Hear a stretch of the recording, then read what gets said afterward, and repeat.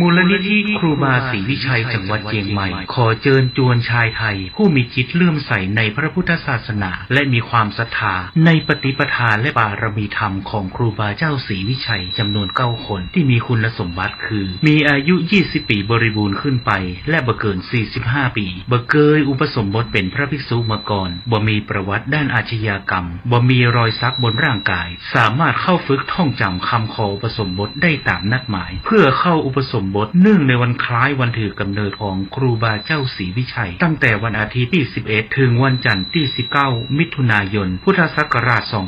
2566ชื่อรุ่นเทิดธรรมาธิปไตยณพัทธสีมาวัดพระสิงห์วรมหาวิหารแล้วไปเข้ารับการฝึกปฏิบัติวิปัสสนากรรมฐานณวัดร่ำเปิงตะโปธารามพระอารามหลวงโดยบ่ต้องเสียค่าใช้จ่ายใดๆแต่สามารถร่วมบริจาคสมทบได้ตามจิตศรัทธาติดต่อสอบถามรายละเอียดและสมัครโดยตรงได้ที่นายพยูนมีทองคำประธานกรรมการมูลนิธิครูบาศรีวิชัยโทรศัพท์0897007939ธรรมยาตราเดินเทศสันถีวันที่5มิถุนายนเริ่มที่วัดบ้านปางซึ่งเป็นวัดบ้านเกิดวัดที่อยู่ของครูบาเจ้าศรีวิชัยเป็นวัดแรกในเวลา 8:30 น.ตอนเช้าวันที่6ได้ออกจากประตูวัดบ้านปางไปสู่วัดห้วยละอำเภอบ้านโฮงในวันที่7มาเจ้าก็จะได้เดินธรรมยาตราไปสู่วัดบ้านโฮงหลวงอุโบสถที่ครูบาเจ้าศรีวิชัยได้เป๊กเป็นทุเจ้าที่หิมต่างที่วัดบ้านโฮงหลวงก็จะมาอยู่กันที่หั่นแหม1 คืนตอนเจ้าก็จะมีทำบุญตักบาตรทอดพระป่าและถึงจะเดินธรรมยาตรามาสู่ที่วัดพระพุทธบาทตากผ้าในวันที่8ในเจ้าวันที่9ก็จะเดินเทศสันถีปล่อยขบวนจากวัดพระบาทตากผ้ามาที่วัดกูรมัดหรือวัดรมณียารามตำบลต้นทงนี่ซึ่งเป็นวัดแรกในจังหวัดลำพูนเป็นวัดที่พระแม่เจ้าจามเทวีมาสร้างถวายคือแก่พระรัตนตรัย10 เมื่อเจ้าหลังจากที่ทำบุญตักบาตรทอดพระป่าเรียบร้อยแล้วขบวนนี้ก็จะเริ่มออกเดินทางในเวลา 8:30 น.เข้าสู่บริเวณวัดจามเทวี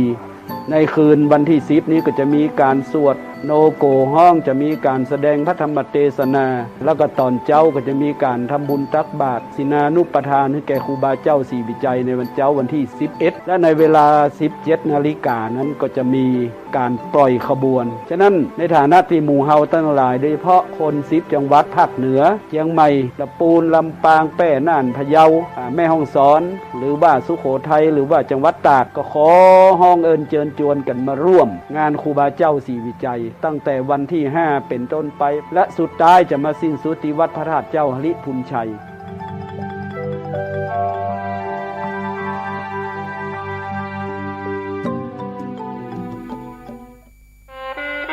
คณะสงฆ์ครูบาอาจารย์พระนักจัดรายการสถานีวิทยุพระนักเผยแพร่เจ้าหน้าที่ผู้จัดรายการเครือข่ายสถานีวิทยุคลื่นสีขาวเพื่อชาวประชาขอเชิญพุทธศาสนิกชนนักศีลนักบุญทุกท่านร่วมทำบุญหล่อเทียนพรรษาประจำปี 2566 เพื่อสมทบทุนโรงเรียนทุ่งโป่งตำบลเมืองปานอำเภอเมืองปานจังหวัดลำปางและสถานีวิทยุเพื่อการศึกษาวิทยาลัยสงฆ์นครลำปาง FM 106.50 เมกะเฮิรตซ์ร่วมทำบุญแผ่นเทียนธรรมจักรแผ่นละ20 บาทหล่อเทียนพรรษาถวายวัดพระบาทอุดมตำบลเวียงอำเภอฝางจังหวัดเชียงใหม่หรือร่วมทำบุญตามกำลังศรัทธารอเทียนพรรษาจำนวน9 เล่มและถวายเทียนพรรษา15 หัววัดวันที่15 กรกฎาคม 2566 เวลา 8:30 นาทีถึง 17 นาฬิกาณวัดตุ่งโป่งตำบลเมืองปานอำเภอเมืองปานจังหวัดลำปางเดินทางไปร่วมบุญถวายเทียนพรรษาในพื้นที่อำเภอฝางจังหวัดเชียงใหม่ณวัดพระบาทอุดมอำเภอฝางจังหวัดเชียงใหม่วันที่13 สิงหาคม 2566 เวลา 14 นาฬิกาสามารถร่วมทำบุญได้ที่ธนาคารกรุงไทยชื่อบัญชีโครงการพัฒนาการศึกษาโรงเรียนขนาดเล็กอำเภอเมืองปานจังหวัดลำปางหมายเลขบัญชี 536 303 4255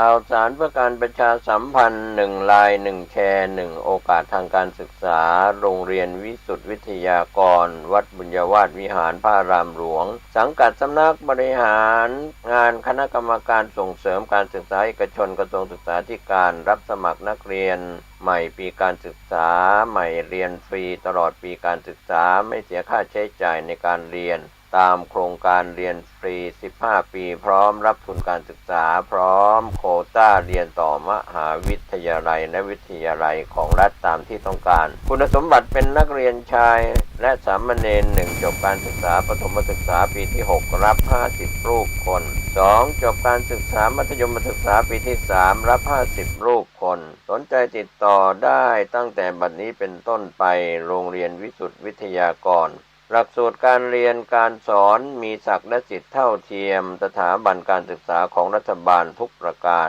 ติดต่อสอบถามรายละเอียดเพิ่มเติมได้ที่พระครูวิบูลย์ปริยัตยากรผู้อำนวยการเลขที่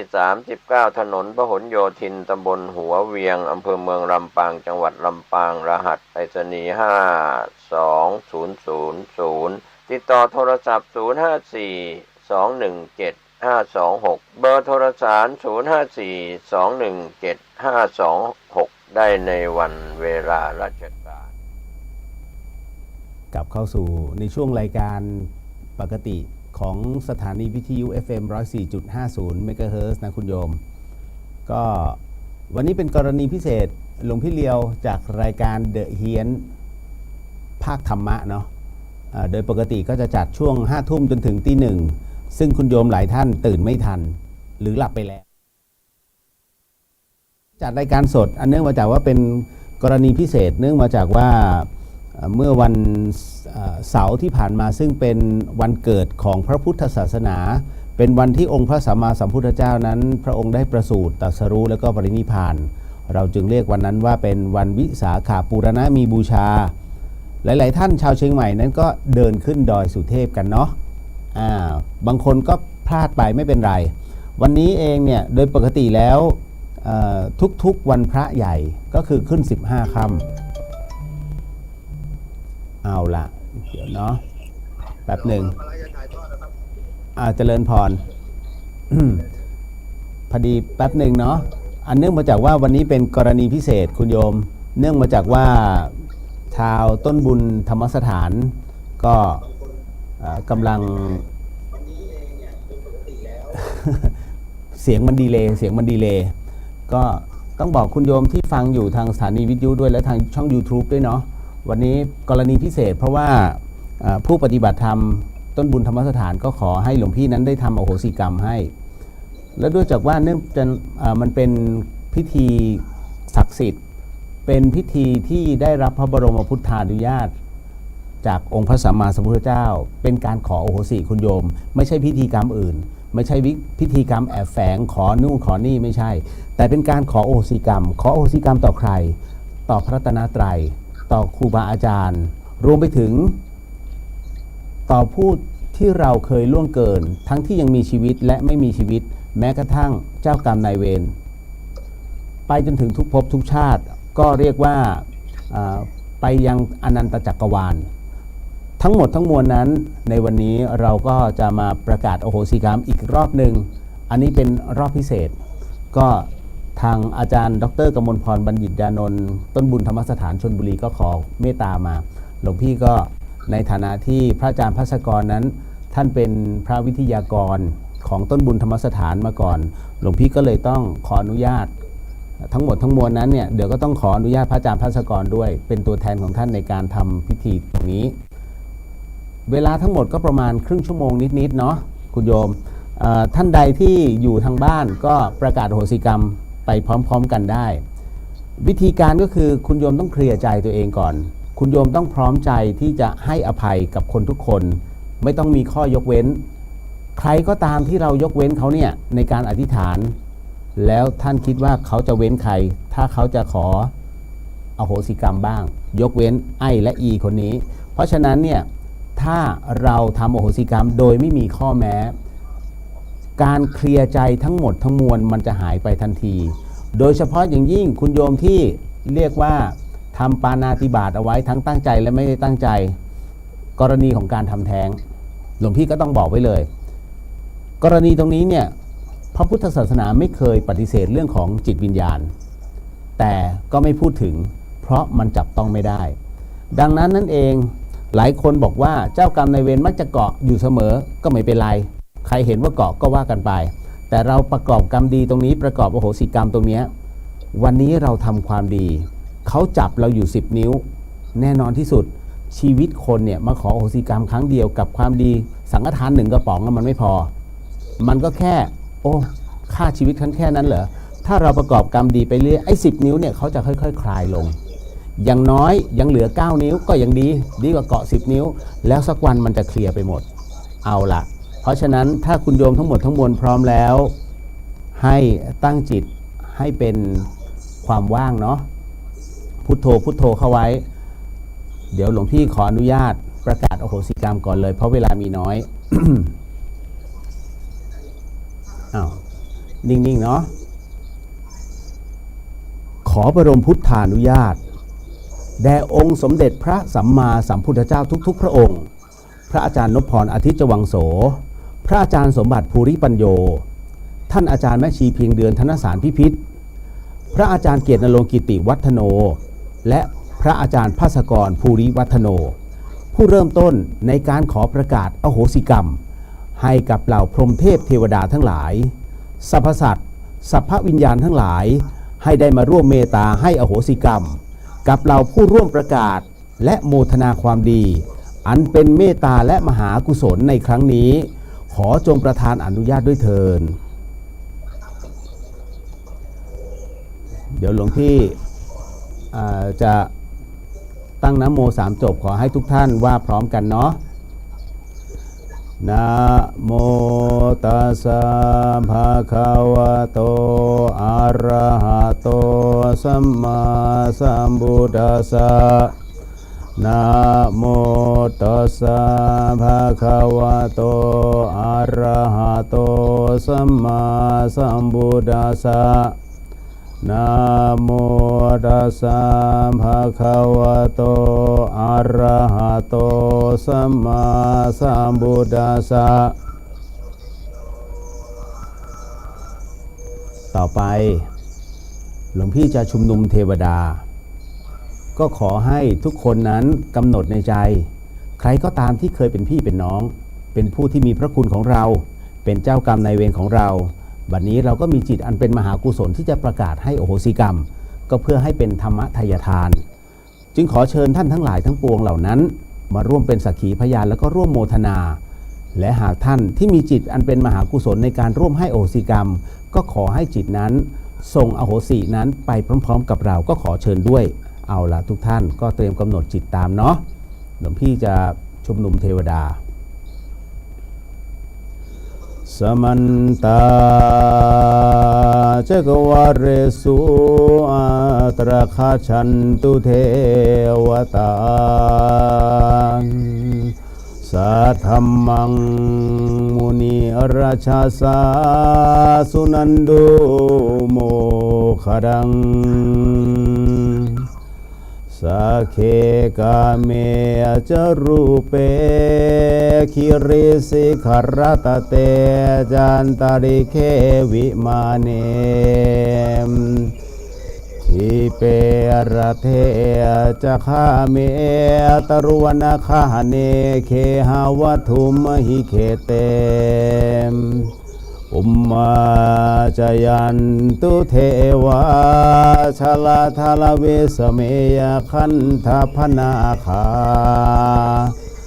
เตทันตาสันติเกยังมุนิวรวาจนังสาทโวเมสุนันตุดัมมาสวนกาโลยามพะทันตาดัมมาสวนกาโลยามพะทันตาดัมมัสวนกาโลอายามพะทันตากล่าวตามหลวงพี่เนาะโมทนาสาธุโมทนาสาธุโมทนาสาธุ ขอพระบรมพุทธานุญาตขอพระองค์ทรงประทานพระวโรกาสให้ข้าพระพุทธเจ้าและคณะพร้อมด้วยพรหมเทพเทวดาทั้งหลายสรรพสัตว์ทั้งหลายสรรพเจ้ากรรมนายเวรทั้งหลายได้ทำพิธีขออโหสิกรรมในกรรมทั้งหลายทั้งปวงที่ข้าพเจ้าทั้งหลายได้เคยประมาทล่วงเกินแก่องค์พระศาสดาสัมมาสัมพุทธเจ้าพระธรรมเจ้าพระอริยสังฆเจ้าท่านผู้ทรงพระคุณความดีและบารมีธรรมทั้งหลายด้วยกายก็ดีด้วยวาจาก็ดีหรือแม้ด้วยใจก็ดีนับแต่อดีต16อสงไขยแสนกันจนถึงปัจจุบันชาติเพื่อความหมดเวรสิ้นกรรมเพื่อมรรคผลนิพพานและความวิมุตติหลุดพ้นได้โดยง่ายในฉับพลันนี้เถิดตั้งนะโม3จบพร้อมกันเนาะนะโมตัสสะภะคะวะโตอะระหะโตสัมมาสัมพุทธัสสะนะโมตัสสะภะคะวะโตอะระหะโตสัมมาสัมพุทธัสสะนะโมตัสสะภะคะวะโตอะระหะโตสัมมาสัมพุทธัสสะสัมมาสัมพุทโธประมาเทนะทวารัตเยนะกตังสัพพังอปราทังขมัตตุโนพันเตสวาขาโตภควตาธัมโมปมาเทนะทวารัตเยนะกตังสัพพังอปราทังขมัตตุโนพันเตสุปฏิปันโนภควโตสาวกสังโฆปมาเทนะทวารัตเยนะกตังสัพพังอปราทังขมัตตุโนพันเตรัตนัตเยปมาเทนะทวารัตเยนะกตังสัพพังอปราทังขมัตตุโนพันเตสังโฆอริยสังโฆปมาเทนะทวารัตเยนะกตังสัพพังอปราทังขมัตตุโนพันเตเถเรมหาเถเรปมาเทนะทวารัตเยนะกตังสัพพังอปราทังขมัตตุโนพันเตทานบารมีทานอุปบารมีทานปรมัตถบารมีศีลบารมีศีลอุปบารมีศีลปรมัตถบารมีเนกขัมมะบารมีเนกขัมมะอุปบารมีเนกขัมมะปรมัตถบารมีปัญญาบารมีปัญญาอุปบารมีปัญญาปรมัตถบารมีวิริยะบารมีวิริยะอุปบารมีวิริยะปรมัตถบารมีขันติบารมีขันติอุปบารมีขันติปรมัตถบารมีสัจจะบารมีสัจจะอุปบารมีสัจจะปรมัตถบารมีอธิษฐานบารมีอธิษฐานบารมีอธิษฐานอุปบารมีอธิษฐานปรมัตถบารมีเมตตาบารมีเมตตาอุปบารมีเมตตาปรมัตถบารมีอุเบกขาบารมีอุเบกขาอุปบารมีอุเบกขาปรมัตถบารมีญาณสัมปันโนปมาเทนะทวารัตเยนะกตัง สัพพังอปราทังขมัตตุโนพันเตญาณวิมุตติบารมีญาณวิมุตติอุปบารมีญาณวิมุตติปรมัตถบารมีญาณสัมปันโนปมาเทนะทวารัตเยนะกตังสัพพังอปราทังขมัตตุโนพันเตมรรคผลนิพพานบารมีมรรคผลนิพพานอุปบารมีมรรคผลนิพพานปรมัตถบารมีญาณสัมปันโนปมาเทนะทวารัตเยนะกตังสัพพังอปราทังขมัตตุโนพันเตคุรุอาจาริเยปมาเทนะทวารัตเยนะกตังสัพพังอปมาทังขมัตตุโนพันเตมาตาปิตเรปมาเทนะทวารัตเยนะกตังสัพพังอปราทังขมัตตุโนพันเตโมทนาสาธุโมทนาสาธุโมทนาสาธุขออัญเชิญพรหมเทพเทวดาสรรพสัตว์สรรพเจ้ากรรมนายเวรทั้งหลายของท่านทั้งหลายที่อยู่ณที่นี้จงมาณที่นี้ทั้งหมดจงมาณที่นี้ทั้งหมดจงมาณที่นี้ทั้งหมดขอพระภูมิเจ้าที่ที่ดูแลณที่นี้หรือที่พักอาศัยของทุกท่านที่ได้ชมได้ยินได้ฟังอยู่ช่วยเปิดทางด้วยขอท่านท้าวพญายมราชท่านท้าวจตุโลกบาลขอเมตตามาดูแลความเรียบร้อยขออย่าให้ใครมากลั่นแกล้งขัดขวางเมื่อมาถึงแล้วที่เป็นสัตว์ขอให้เป็นคนที่เป็นสัตว์ขอให้เป็นคน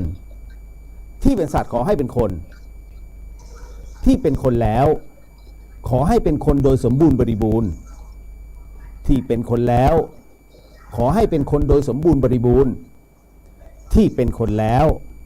ขอให้เป็นคนโดยสมบูรณ์บริบูรณ์ที่เป็นคนแล้วขอให้เป็นคนโดยสมบูรณ์บริบูรณ์ด้วยแขนขาตาหูจมูกปากลิ้นกายใจอวัยวะอาการ32ครบถ้วนด้วยแขนขาตาหูจมูกปากลิ้นกายใจอวัยวะอาการ32ครบถ้วนด้วยแขนขาตาหูจมูกปากลิ้นกายใจอวัยวะอาการ32ครบถ้วนขอให้หายจากทุกขเวทนาขอให้หายจากทุกขเวทนาขอให้หายจากทุกขเวทนาข้าพเจ้าขอแผ่ความดีให้ข้าพเจ้าขอแผ่ความดีให้ข้าพเจ้าขอแผ่ความดีให้ขอให้พูดได้ขอให้พูดได้ขอให้พูดได้ขอให้พูดภาษาไทยขอให้พูดภาษาไทยขอให้พูดภาษาไทยขอให้ฟังภาษาไทยรู้เรื่องขอให้ฟังภาษาไทยรู้เรื่องขอให้ฟังภาษาไทยรู้เรื่องขอให้สมทานศีล5ศีล8ได้ขอให้สมทานศีล5ศีล8ได้ขอให้สมทานศีล5ศีล8ได้บัดนี้ท่านทั้งหลายไม่ได้ทำกรรมชั่วอยู่จึงสมทานศีล5ศีล8ได้บัดนี้ท่านทั้งหลายไม่ได้ทำกรรมชั่วอยู่จึงสมทานศีล5ศีล8ได้บัดนี้ท่านทั้งหลายไม่ได้ทำกรรมชั่วอยู่จึงสมทานศีล5ศีล8ได้เอาล่ะก็ขอให้ท่านทั้งหลายนั้นตอนนี้ได้สมทานศีล5หรือศีล8ว่าตามหลวงพี่ก็ขอให้ทุกท่านนั้นร่วมน้อมจิตน้อมใจเพื่อให้เหล่าสรรพสัตว์สัพพวิญญาณทั้งหลายนั้นสัพพเจ้ากรรมนายเวรก็ได้ร่วมสมทานศีลไปพร้อมกับพวกเราก็ขอให้พวกเรานั้นว่าไปพร้อมๆกันหรือว่าน้อมจิตไปพร้อมๆกับหลวงพี่เนาะว่าตามพุทโธธัมโมสังโฆศีลข้อ 1ไม่ฆ่าสัตว์ ศีลข้อ 2 ไม่ลักทรัพย์ศีลข้อ 3 ไม่ประพฤติผิดในกามศีล 5 หยุดศีล 8 ว่าศีลข้อ 3 ไม่ประพฤติผิดพรหมจรรย์ว่าพร้อมกันศีล 5 ศีล 8ศีลข้อ 4 ไม่พูดเท็จศีลข้อ 5 ไม่ดื่มสุราและของมึนเมาศีล 5 หยุดแค่นี้ศีล 8 ว่าตามศีลข้อ 6 ไม่กินในยามวิกาลศีลข้อ 7 ไม่ขับร้องออกท่าทางเล่นดนตรีและใช้เครื่องหอมในร่างกายศีลข้อ 8 ไม่นอนสูงเกินเท้าเดินว่าพร้อมกันบัดนี้ข้าพเจ้าตั้งใจรักษาศีลแล้วบัดนี้ข้าพเจ้าคือผู้มีศีลข้าพเจ้าผู้มีศีลละอายต่อการทำความชั่วกลัวต่อผลของบาปกรรมข้าพเจ้าผู้มีศีลมีหิริโอตปะมีกายเป็นมนุษย์มีใจเป็นเทวดาเป็นมนุษย์เทโวเข้าถึงความเป็นสหายกับเราเทวดาทั้งหลายณบัดนี้ข้าพเจ้าทั้งหลายจะได้ประกาศให้อโหสิกรรมเป็นอภัยทานเป็นสัจจะวาจาคราวนี้ก็ขอให้ทุกท่านนั้นได้นอบน้อมต่อองค์พระสัมมาสัมพุทธเจ้าด้วยการตั้งนะโมด้วยกันพร้อมๆกันหรือกำหนดจิตตามหลวงพี่เนาะนะโมตัสสะภะคะวะโตอะระหะโตสัมมาสัมพุทธัสสะนะโมตัสสะภะคะวะโตอะระหะโตสัมมาสัมพุทธัสสะนะโมตัสสะภะคะวะโตอะระหะโตสัมมาสัมพุทธัสสะต่อไปนี้ก็ขอให้ทุกท่านว่าตามแล้วหรือไม่ก็กำหนดจิตตามเนาะสำหรับผู้ป่วยติดเตียงหลวงพี่แนะนำให้น้อมจิตตามนะตอนนี้จิตขอให้เป็นสมาธิเป็นช่วงสำคัญข้าพระพุทธเจ้าทั้งหลายขออาราธนาต่อองค์พระสัมมาสัมพุทธเจ้าพระธรรมเจ้าพระอริยสังฆเจ้าพระปัจเจกพุทธเจ้าพระอสีติมหาสาวกเจ้าพระอรหันตสาวกเจ้าทุกพระองค์ท่านท้าวพญายมราชท่านท้าวจตุโลกบาลพระสยามเทวาธิราชและคณะทุกพระองค์ขอจงโปรดเมตตากรุณาเสด็จมาเป็นสักขีพยานและร่วมโมทนาในการให้อโหสิกรรมแก่กันและกันและแก่ผู้ที่เคยล่วงเกินต่อข้าพระพุทธเจ้ามาแล้วทั้งหลายทั้งปวงในทุกกับทุกกันทุกอสงไขยจนถึงปัจจุบันชาติข้าพระพุทธเจ้าทั้งหลายขอประกาศให้อโหสิกรรมแก่ตัวข้าพเจ้าเองตลอดจนถึงพ่อแม่พี่น้องปู่ย่าตายายลุงป้าน้าอาบุตรธิดาภรรยาสามีลูกหลานเหลนทั้งหลายญาติมิตรสหายทั้งหลายหมู่คณะผู้ร่วมงานทั้งหลาย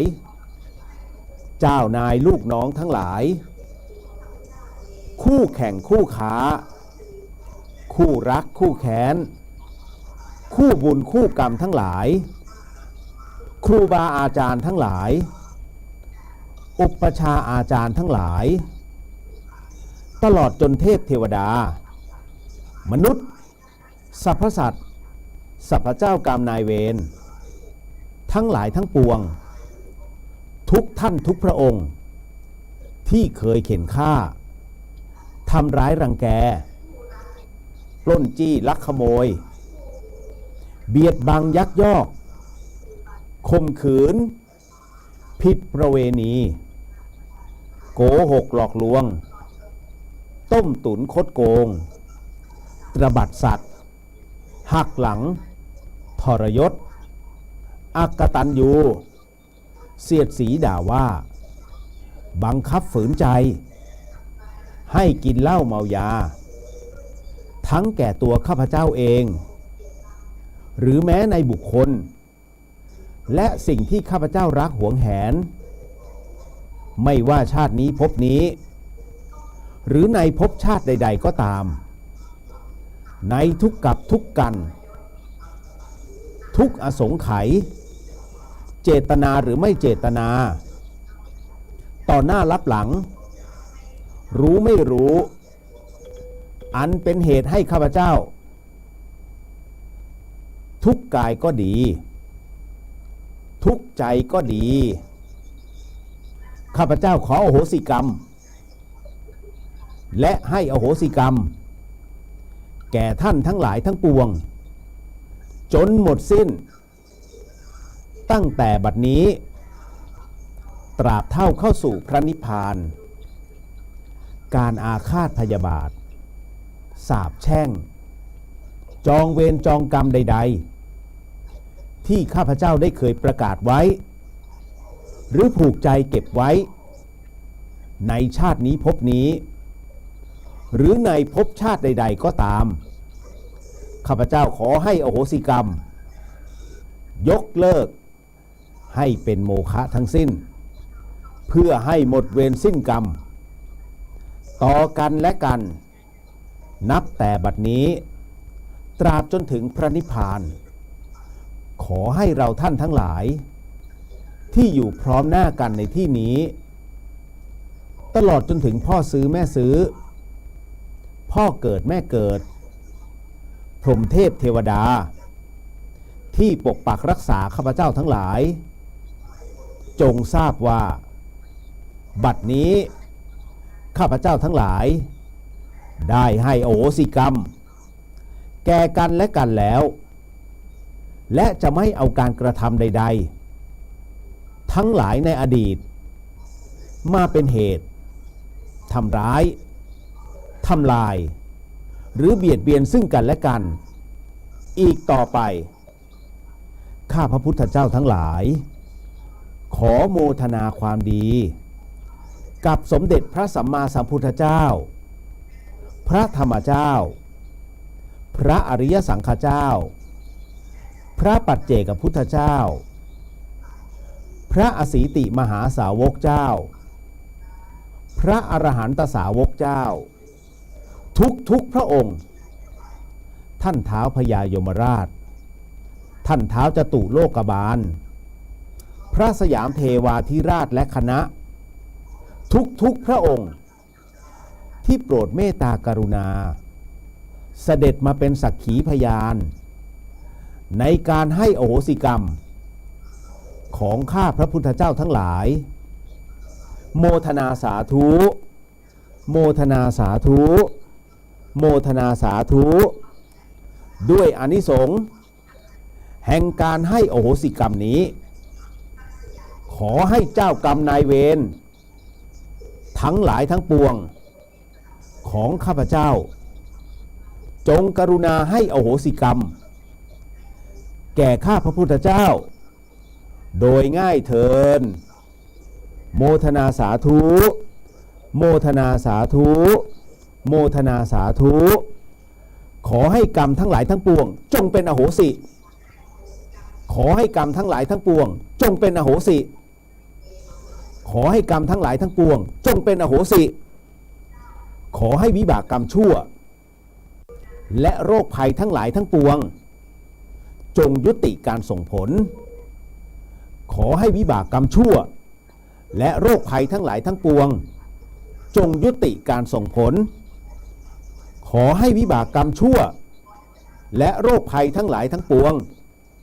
จงยุติการส่งผลขอให้วิบากกรรมดีทั้งหลายทั้งปวงจงส่งผลสำเร็จขอให้วิบากกรรมดี ทั้งหลายทั้งปวงจงส่งผลสำเร็จขอให้วิบากกรรมดีทั้งหลายทั้งปวงจงส่งผลสำเร็จโมทนาสาธุโมทนาสาธุโมทนาสาธุขอให้ข้าพเจ้าพร้อมด้วยพรหมเทพเทวดาสรรพสัตว์สรรพวิญญาณสรรพเจ้ากรรมนายเวรทั้งหลายทั้งปวงจงสำเร็จมรรคผลนิพพานในชาติปัจจุบันโดยเร็วพลันเทินให้อโหสิให้อโหสิให้อโหสิขออโหสิขออโหสิขออโหสิให้อโหสิให้อโหสิให้อโหสิขออโหสิขออโหสิขออโหสิให้อโหสิให้อโหสิให้อโหสิ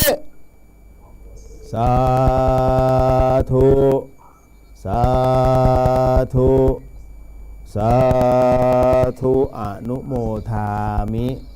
คุณโยมลองคิดดูลองใช้จิตส่องตัวเองเนาะเราเต็มใจให้ไหมสุดจิตสุดใจไหมกับการอโหสิกรรมถ้าสุดจิตสุดใจก็หันไปโมทนาแล้วก็ขออโหสิกับคนข้างๆเนาะขออโหสิและให้อโหสิขออโหสิและให้อโหสิขออโหสิและให้อโหสิหลวงพี่ก็เช่นกันก็ขออโหสิของคุณโยมแล้วก็ให้อโหสิคุณโยมทุกท่านด้วยเช่นกันเนาะโมทนาสาธุสาธุสาธุเอาละเดี๋ยวขอเชิญในขณะที่คุณโยมขออโหสิกันอยู่หลวงพี่ขออัญเชิญเทวดากลับก่อนเนาะ สาธุ ชั้นแรกเลยจตุมหาราชิกาทุกขปัตตาจนิทุกขาพยาปัตตาจนิพยาโสกปัตตาจนิโสกาโหตุสะเพปิปานิโนเอตาวตาจะอัมเหหิสัมปตังบุญญสัมปตังสัพเพเทวานุโมทันตุสัพพสัมปติสิทธิยาทานังทันตุสัทธายาสีลังรักขันตุสัพพทาภาวนาภิรตาโหตุชาคันตุเทวตาคตาสัพเพพุทธาภลาปัตตาปัจเจกานันจะยัมภาลังอรหันตานังจะเตเชนักรักขันพันธามีสัพพะโส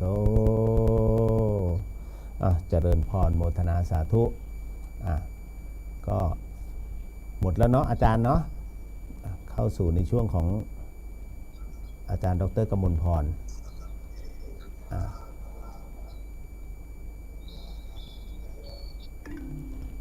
เดี๋ยว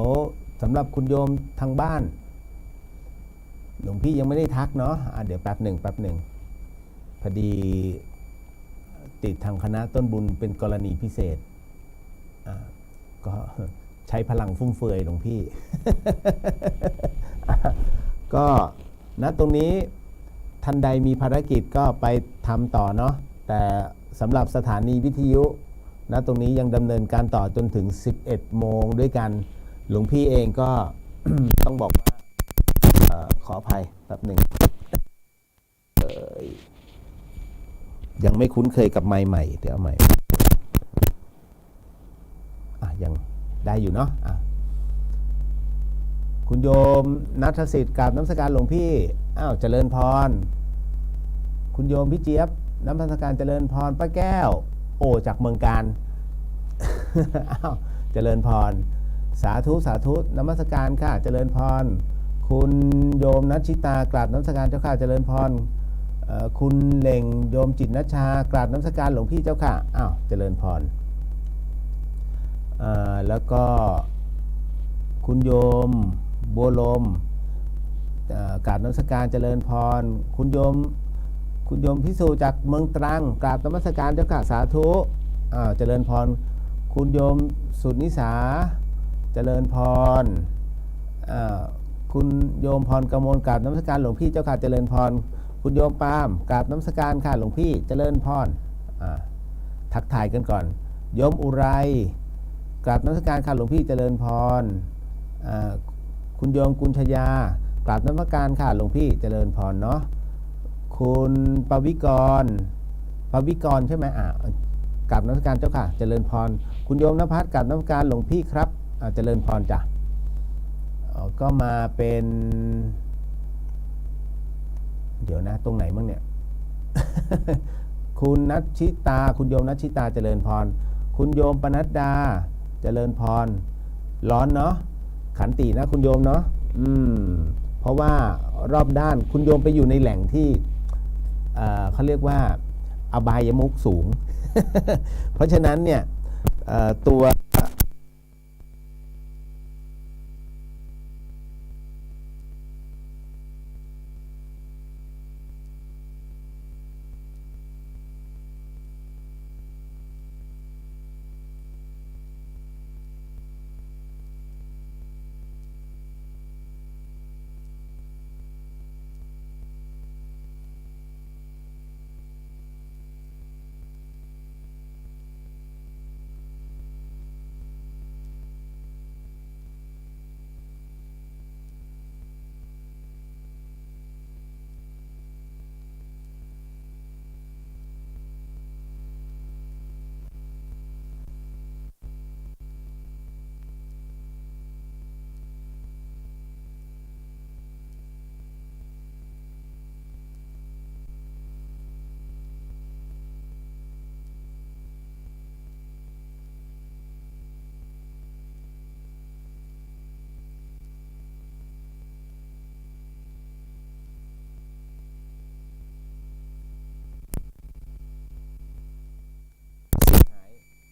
3เดี๋ยวเนาะเทส1 2 3มาแล้วเมื่อกี้ถึงไหน สาธุพระอาจารย์มาช่วยแก้เสียงให้ คุณโยมมนทิราเนาะถึงคุณโยมเอาเริ่มแต่คุณโยมมนทิราใหม่ให้โอโหสิให้ขอให้โอโหสิให้โอโหสิขอโอโหสิเต็มใจสุดจิตสุดใจไม่มีเขาจะเอาเจริญพรเช่นกันเนาะคุณโยมอมรพันธ์นมัสการหลวงพี่ขอเข้ามาและขอโหสิกรรมและให้โหสิกรรมเจริญพรก็ขอโหสิให้โหสิเช่นกันคุณโยมนัชชิตาถ้าหลวงพี่เลียวใส่แว่นจะคล้ายหลวงพี่ภัสกรมากเลยเจ้าค่ะดีแล้วล่ะที่ไม่ใส่หลวงพี่ก็กลัว โอ้คุณโยมจิตนชาไม่มีเสียงค่ะหลวงพี่มาแล้วเสียงมาแล้วเนาะเอาล่ะก็คือต้องบอกว่ามันเป็นเวลาที่เอาจริงๆนะช่วงนี้หลวงพี่จะอยู่ที่กุฏิแล้วก็ปฏิบัติศาสนกิจในส่วนที่สงฆ์ต้องทำไม่ว่าจะเป็นการกวาดวัดแต่จริงๆแล้วเนี่ยใจอยากอยู่ในกุฏิแต่มันร้อน 40 องศาหลวงพี่ก็ต้องมานั่งหน้ากุฏิคุณโยมก็ขับรถผ่านไปผ่านมาเนาะโอ้เนี่ยพระวัดนี้นี่เข่งเนาะ นะโอ้ดูท่านนั่งสมาธิกันในหน้ากุฏิแหมเราก็อยากจะบอกโยมคุณโยมหลวงพี่ร้อน ข้างในถ้าเป็นภาษาบ้านกูร้อนข้างใน มานั่งข้างนอกดีกว่า นั่นแหละไม่ได้ถามว่าเคร่งไหมก็ต้องทำหน้าที่เนาะเราบวชเรียนมาแล้วคุณโยมนะเขาดูอยู่นะเพราะฉะนั้นเนี่ยในการเป็นผู้ที่เป็นพุทธบุตรเราเป็นพุทธสาวกเนาะพระสงฆ์สาวกของพระผู้มีพระภาคเจ้าเราก็สวดกันอยู่เพราะฉะนั้นเนี่ยจะให้โยมมาตำหนิเนี่ยก็ให้มันน้อยลงหน่อยเพราะว่าบัดนี้มีแต่ข่าวคุณโยมเนาะข่าวคราวของพระนี่นู่นนั่นเยอะไปหมดหลวงพี่เองก็ต้องระมัดระวังอย่างคุณโยมที่อุปถากหลวงพี่เนี่ยก็จะมีทั้งสีกาแล้วก็จะมีทั้งเรียกว่าอุบาสกและอุบาสิกาแล้วกันนะอันนี้โยมที่เข้ามาเนี่ยถ้ามืดเกินไปหลวงพี่ก็จะให้ยืนห่างกันประมาณ 5-10 ก้าวเพื่อกันคอรหาคือโดยปกติแล้วถ้าท่านใดเนี่ยที่ต้องมาหาหลวงพี่เนี่ยถ้าตามวินัยหลวงพี่มองหน้าไม่ได้เลยนะต้องมองคือมองที่พื้นตลอด ยกเว้นกรณีที่โยมมีเหตุที่จะต้องให้มองหน้านั่นคือมองได้นั่นคือตามพระวินัยนั่งถ้าจะนั่งม้าหินด้วยการ2 ต่อ 2ไม่ได้ต้องมีพยาน1 คนเป็นผู้ชายเนี่ยฮะเพราะฉะนั้นทั้งหมดทุกอย่างมันเป็นไปตามเหตุปัจจัยอันนี้ต้องเรียนให้คุณโยมทราบก่อนเนาะไม่ได้เคร่งแต่ว่าหลวงพี่ต้องอ่านพระวินัยก่อนเสมอเพราะว่าพระอาจารย์ท่านให้อ่านณตรงนี้เพื่อให้เราทำความเข้าใจในเรื่องของวินัยสงฆ์ดังนั้นอะไรที่มันเตือนตัวเองได้วินัยเนี่ยไม่ได้ให้มาบังคับโยมวินัยให้บังคับพระเราต้องบังคับตัวเราให้ได้นั่นแหละนั่นคือวัตถุประสงค์ของพระวินัยก็ต้องบอกก่อนนะคุณโยมเนาะว่าถามว่าหลวงพี่เตรียมตัวอะไรไหมวันนี้ไม่มี หลวงพี่ด้นสดเพราะว่าหลวงพี่ไม่เคยมีสคริปต์นะเวลาจะทำอะไรก็แล้วแต่เรายกเว้นว่าถ้าจะต้องทำงานที่มันเป็นทางการหลวงพี่จะต้องวางแผนการอันนี้คือต้องมีแผนต้องทำตามแผนแต่ถ้าจะต้องมาให้พูดหลวงพี่ไม่มีสคริปต์เล่นเลยพระอาจารย์ท่านบอกเอาเลยถึง11 โมงคุณพาช่วย11 โมงแล้วหลวงพี่จะเอาอะไรมาพูดถูกไหมแบ็คพิงก์ก็กลับเกาหลีไปแล้วหลวงพี่ก็พูดไม่ได้ จริงๆหลวงพี่ไม่ดูนะลองเจ้าอาวาสเล่าให้ฟัง ก็มันเป็นอะไรที่ถ้าจะเอาข่าวมาพูดเนี่ยหลวงพี่ก็พูดได้นะพระพูดข่าวคุณโยมที่ฟัง FM 104.50 เมกะเฮิรตซ์เดี๋ยวหลวงพี่ก็จะพูดถึงเรื่องข่าวแต่ข่าวที่ออกมาก็มากมายพอสมควรถ้าพระอ่านข่าวคงไม่แปลกใจเนาะไม่ว่ากันคือเรื่องแรกเนี่ยมันก็นิดนึงเนาะคืออย่างนี้เขาบอกว่าอันนี้เป็นรุ่นเขาเรียกว่าถ้าหลวงพี่เป็นคารวาสเขาเรียกว่ารุ่นน้องไอ้เจ้าแจ็คเดอะโกสต์เนี่ยที่จัดช่องโกสต์เรดิโอเพราะเมื่อก่อนนี้แจ็คก็ช่วยป๋องอยู่นะหลวงพี่จำได้ตอนที่หลวงพี่ลงเสียงให้เดอะช็อคสยองต่างแดนน่ะที่เป็น DVD แล้วหลวงพี่ไม่รับเงินป๋อง ไอ้เจ้าแจ็คนี่เขาก็มาล็อกหลังหลวงพี่ ไอ้ป๋องก็เอาแล้วก็โก้หรือป๋องเนี่ยเอาซองเนี่ยยัดใส่กระเป๋าผมหลวงพี่บอกเพื่อนกันไม่เอามันก็ให้ค่าเสียงก็นั่นแหละก็ทั้งหมดทั้งมวลตอนนี้มีเหตุเพราะว่าอะไรเนี่ยเป็นสาเหตุคือแจ็คเดอะโกสต์สั่งพักงาน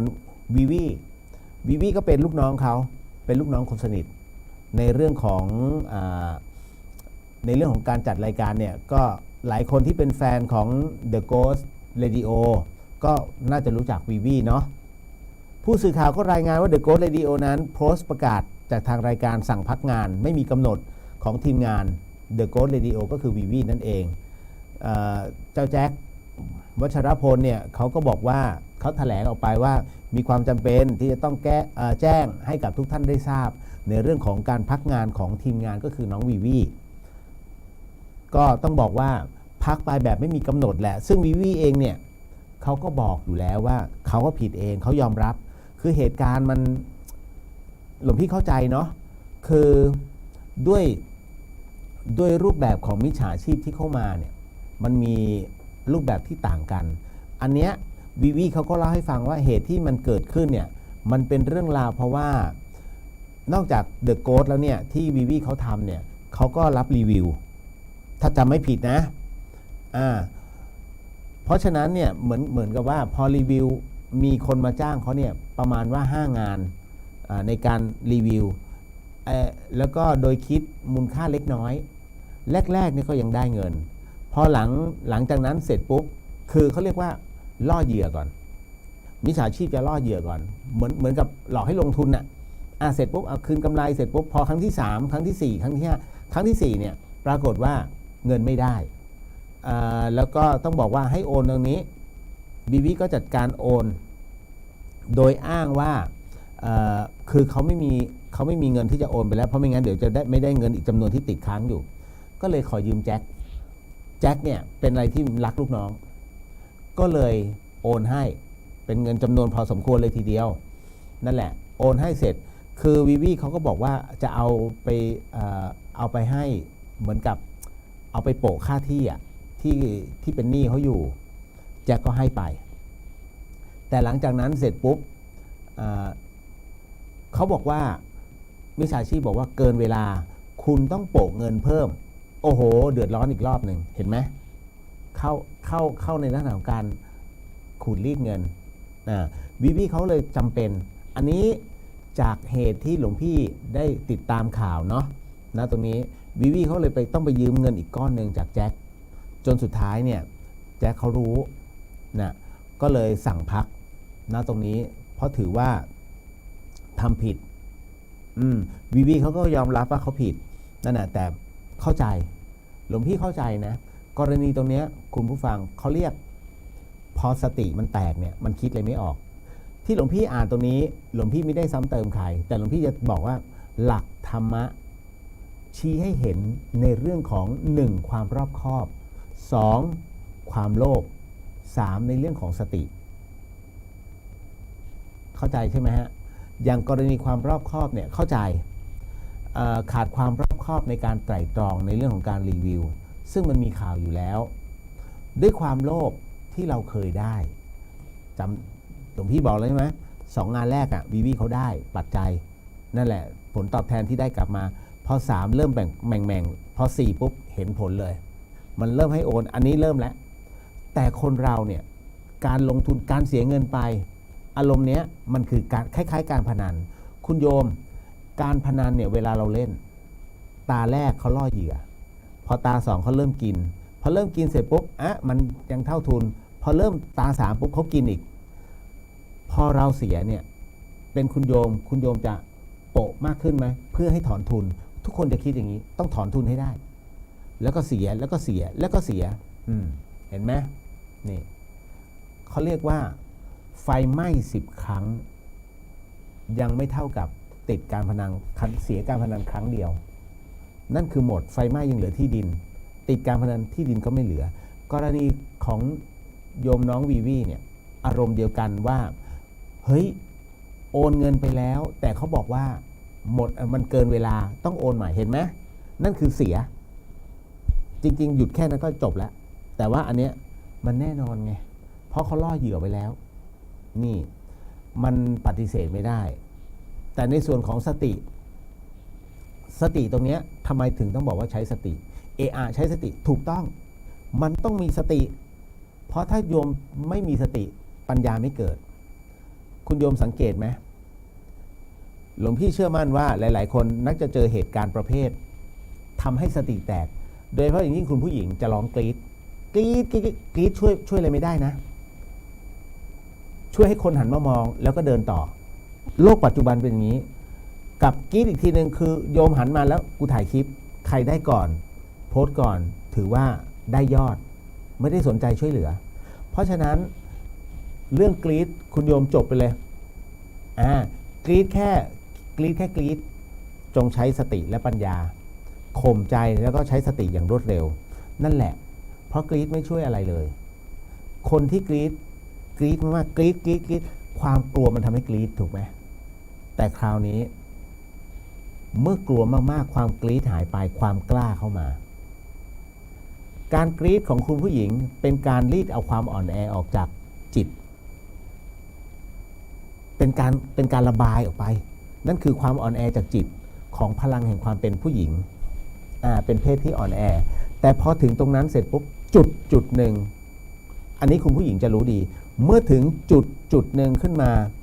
กรี๊ดหมดแล้วสติกลับมาฉันต้องสู้แล้วเพราะ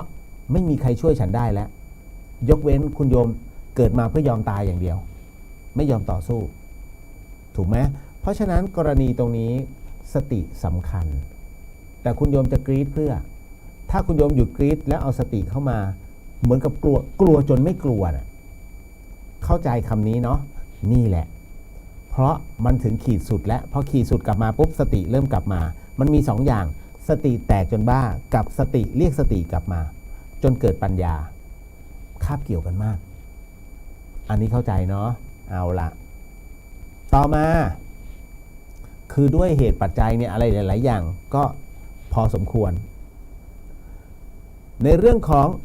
อะไรเนี่ยเขาบอกว่า วัดดังปล่อยปลาดุก เอาแล้ว บุญหรือบาป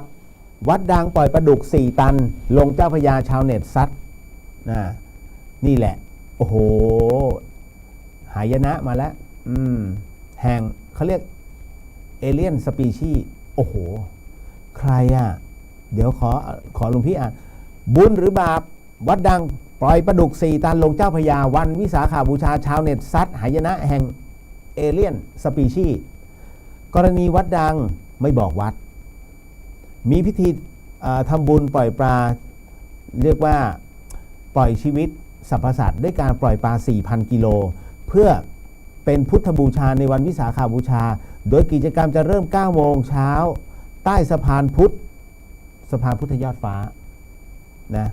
สะพานพระพุทธยอดฟ้าเนี่ยสมัยก่อนมันเปิดได้ริมเจ้าพระยากิจกรรมดังกล่าวนั้นสร้างเสียงวิพากษ์วิจารณ์อย่างหนักในโลกออนไลน์เพราะปลาที่ปล่อยลงดันเป็นปลาดุกคุณโยมถือว่าเป็นปลาสปีชีส์ที่เป็นเอเลี่ยนแห่งลุ่มน้ำเลยเนาะอันเนี้ยมันเป็นตัวทำลายระบบนิเวศของปลาท้องถิ่นในประเทศไทยเดี๋ยวก่อนหลวงพี่งงมากคนจัดเขาไม่รู้จริงๆเหรอว่าปลาดุกเป็นปลาที่กินลูกปลาอันตรายมากโอ้โหแล้วปลาดุก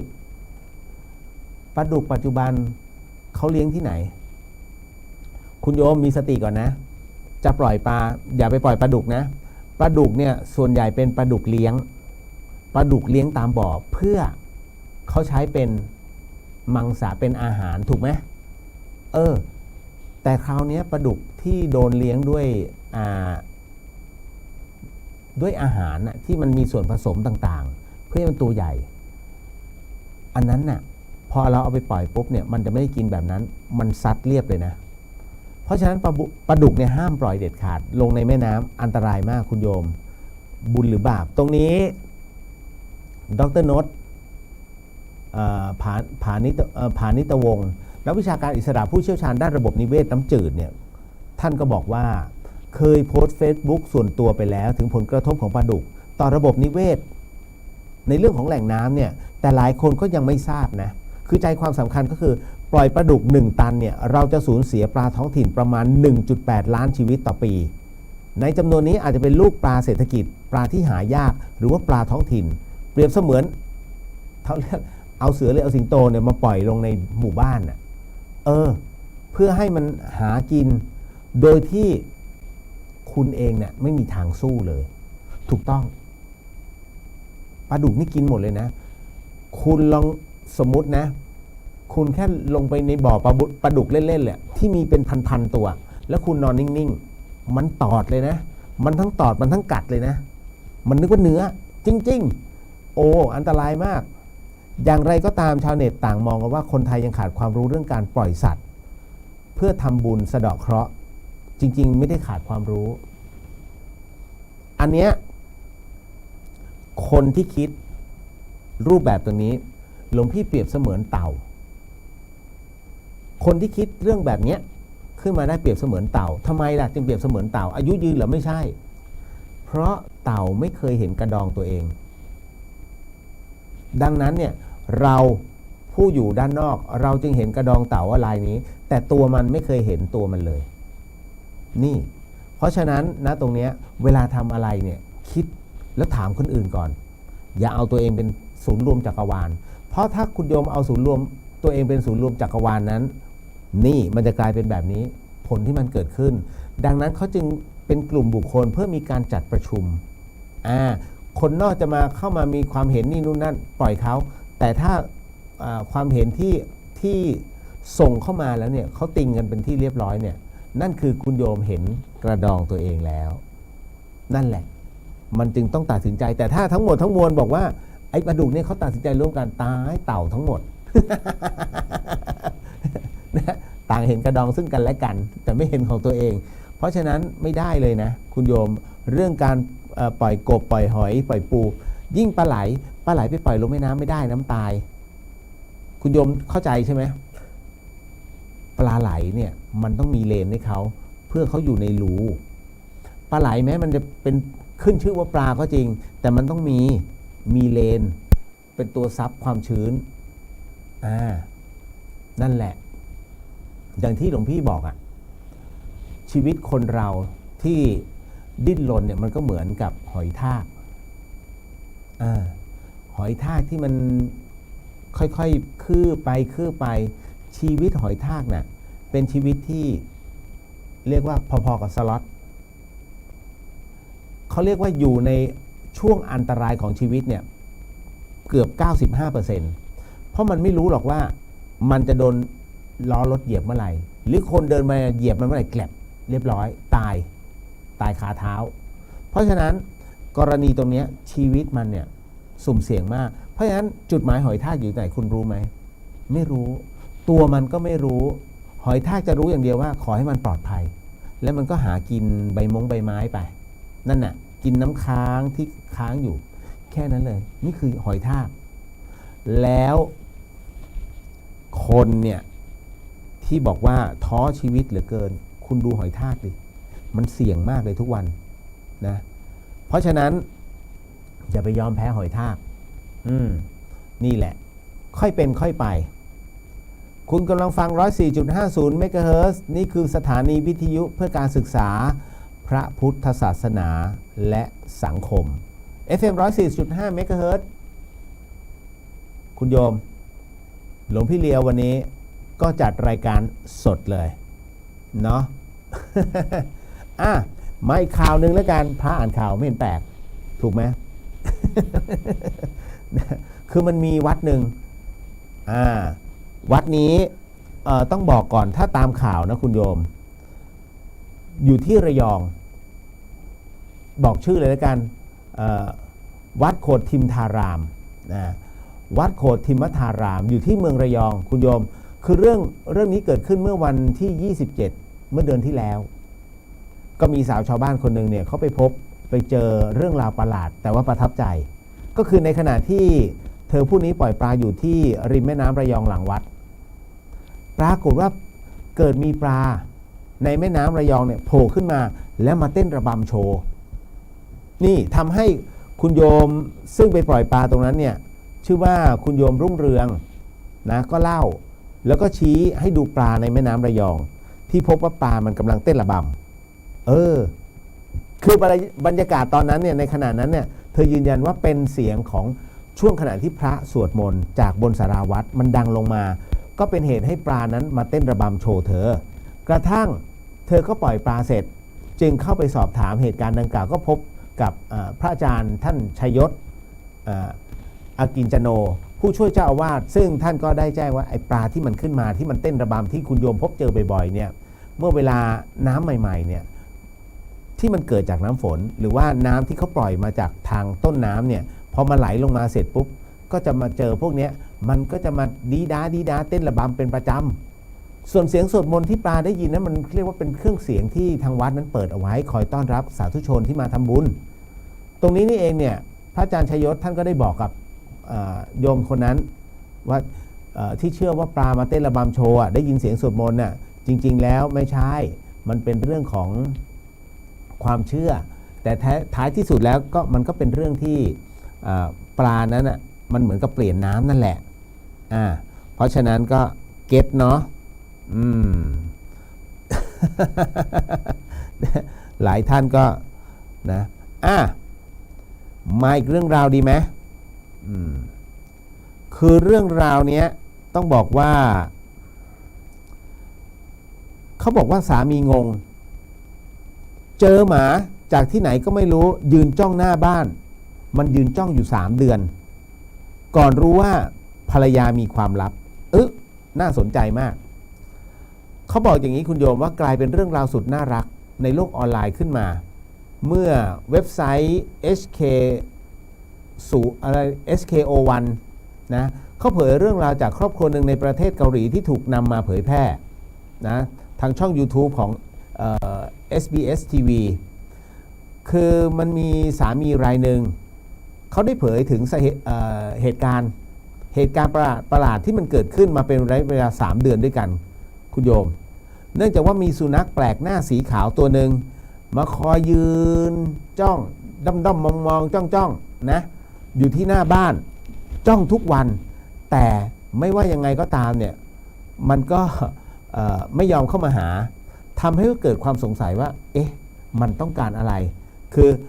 แกต้องการอะไรจากบ้านฉันด้านสามีก็บอกว่าครั้งหนึ่งเขาเคยลองให้เรียกว่าไปแอบดูไอ้เจ้าสุนัขตัวเนี้ยแต่ก็พบว่ามันเป็นตัวผู้นะจึงเข้าใจว่ามันน่าจะมาแอบชอบเจ้าสุนัขเพศเมียที่เลี้ยงไว้ที่บ้านหรือเปล่าเพราะว่าที่บ้านเลี้ยงไว้ตัวหนึ่งเป็นตัวเมียแต่ปรากฏว่าเมื่อเขาลองพาสุนัขที่เดินออกจากบ้านไปพบกับมันก็พบว่ามันไม่ได้สนใจเลยไม่ได้สนใจตัวนี้เลยเพราะเสน่ห์มีไม่พอแถมยังมีท่าทีหยิ่งยโสท้าทายด้วยไม่เพียงเท่านั้นมันไม่สนใจสุนัขด้วยแต่แล้วมันยังไม่สนใจตัวคนพาไปด้วยยิง เขาเรียกหมายิงนั่นน่ะจึงทำให้ผู้เป็นสามีเกิดความงงว่าเอ๊ะมันก็ไม่สนใจหมามันก็ไม่สนใจเราแล้วทำไมมันมาคอยยืนเฝ้าอยู่ที่หน้าบ้านตลอดเวลาจนกระทั่งคุณโยมวันหนึ่งเขาได้พบกับความจริงว่าไอ้เจ้าสุนัขแปลกหน้าตัวเนี้ยที่มันยืนอยู่เนี่ยทุกวันเบื้องหลังกับคนในบ้านของเขาเนี่ยนั่นก็คือภรรยาของเขานั่นแหละในที่สุดมันก็ถูกเฉลยก็คือเมื่อบ่ายวันหนึ่งอยู่ๆเจ้าของสุนัขแปลกหน้าตัวนี้วิ่งออกไปที่ถนนอย่างตื่นเต้นนั่นเป็นเพราะว่าภรรยาของเขาเดินกลับมาบ้านและมันก็วิ่งเข้าไปหาเธออย่างดีใจร่าเริงมันมีความสุขเรียกว่าต่างจากท่าทางที่ไม่แยแสของมันในตอนที่เจอโดยสิ้นเชิงในตอนแรกส่วนภรรยาของเขานั้นก็ยิ้มกว้างท่าทางเหมือนรู้จักกันเป็นอย่างดีในที่สุดภรรยาก็ยอมเล่าให้สามีฟังว่าเธอเจอสุนัขจรจัดตัวเนี้ยระหว่างทางเคยให้อาหารมันคิดว่าในครั้งเดียวก็คงจะหายไปแล้วแต่มันจะคอยเดินตามเธออยู่ตลอดเรียกว่าตลอดระยะเวลา1กิโลถึง2กิโลด้วยกันไล่ก็ไม่ไปจนเธอนั้นเรียกว่าก็มีความรักความผูกพันกับไอ้เจ้าตัวเนี้ยแต่เธอไม่อยากเก็บมาเลี้ยงที่บ้านเนื่องจากสามีบอกว่าไม่อยากเลี้ยงหมาเพิ่มแล้วเธอจึงแอบคอยดูแลมันห่างๆทำให้มันนะคอยเฝ้าเฉง้อดูที่บ้านเช่นนี้แล้วก็ไม่เคยออกไปไหนอีกเลย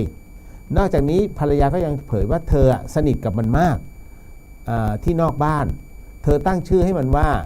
เรียกว่าขยออุนซึ่งแปลว่าฤดูหนาวเพราะเธอเจอมันครั้งแรกในฤดูหนาว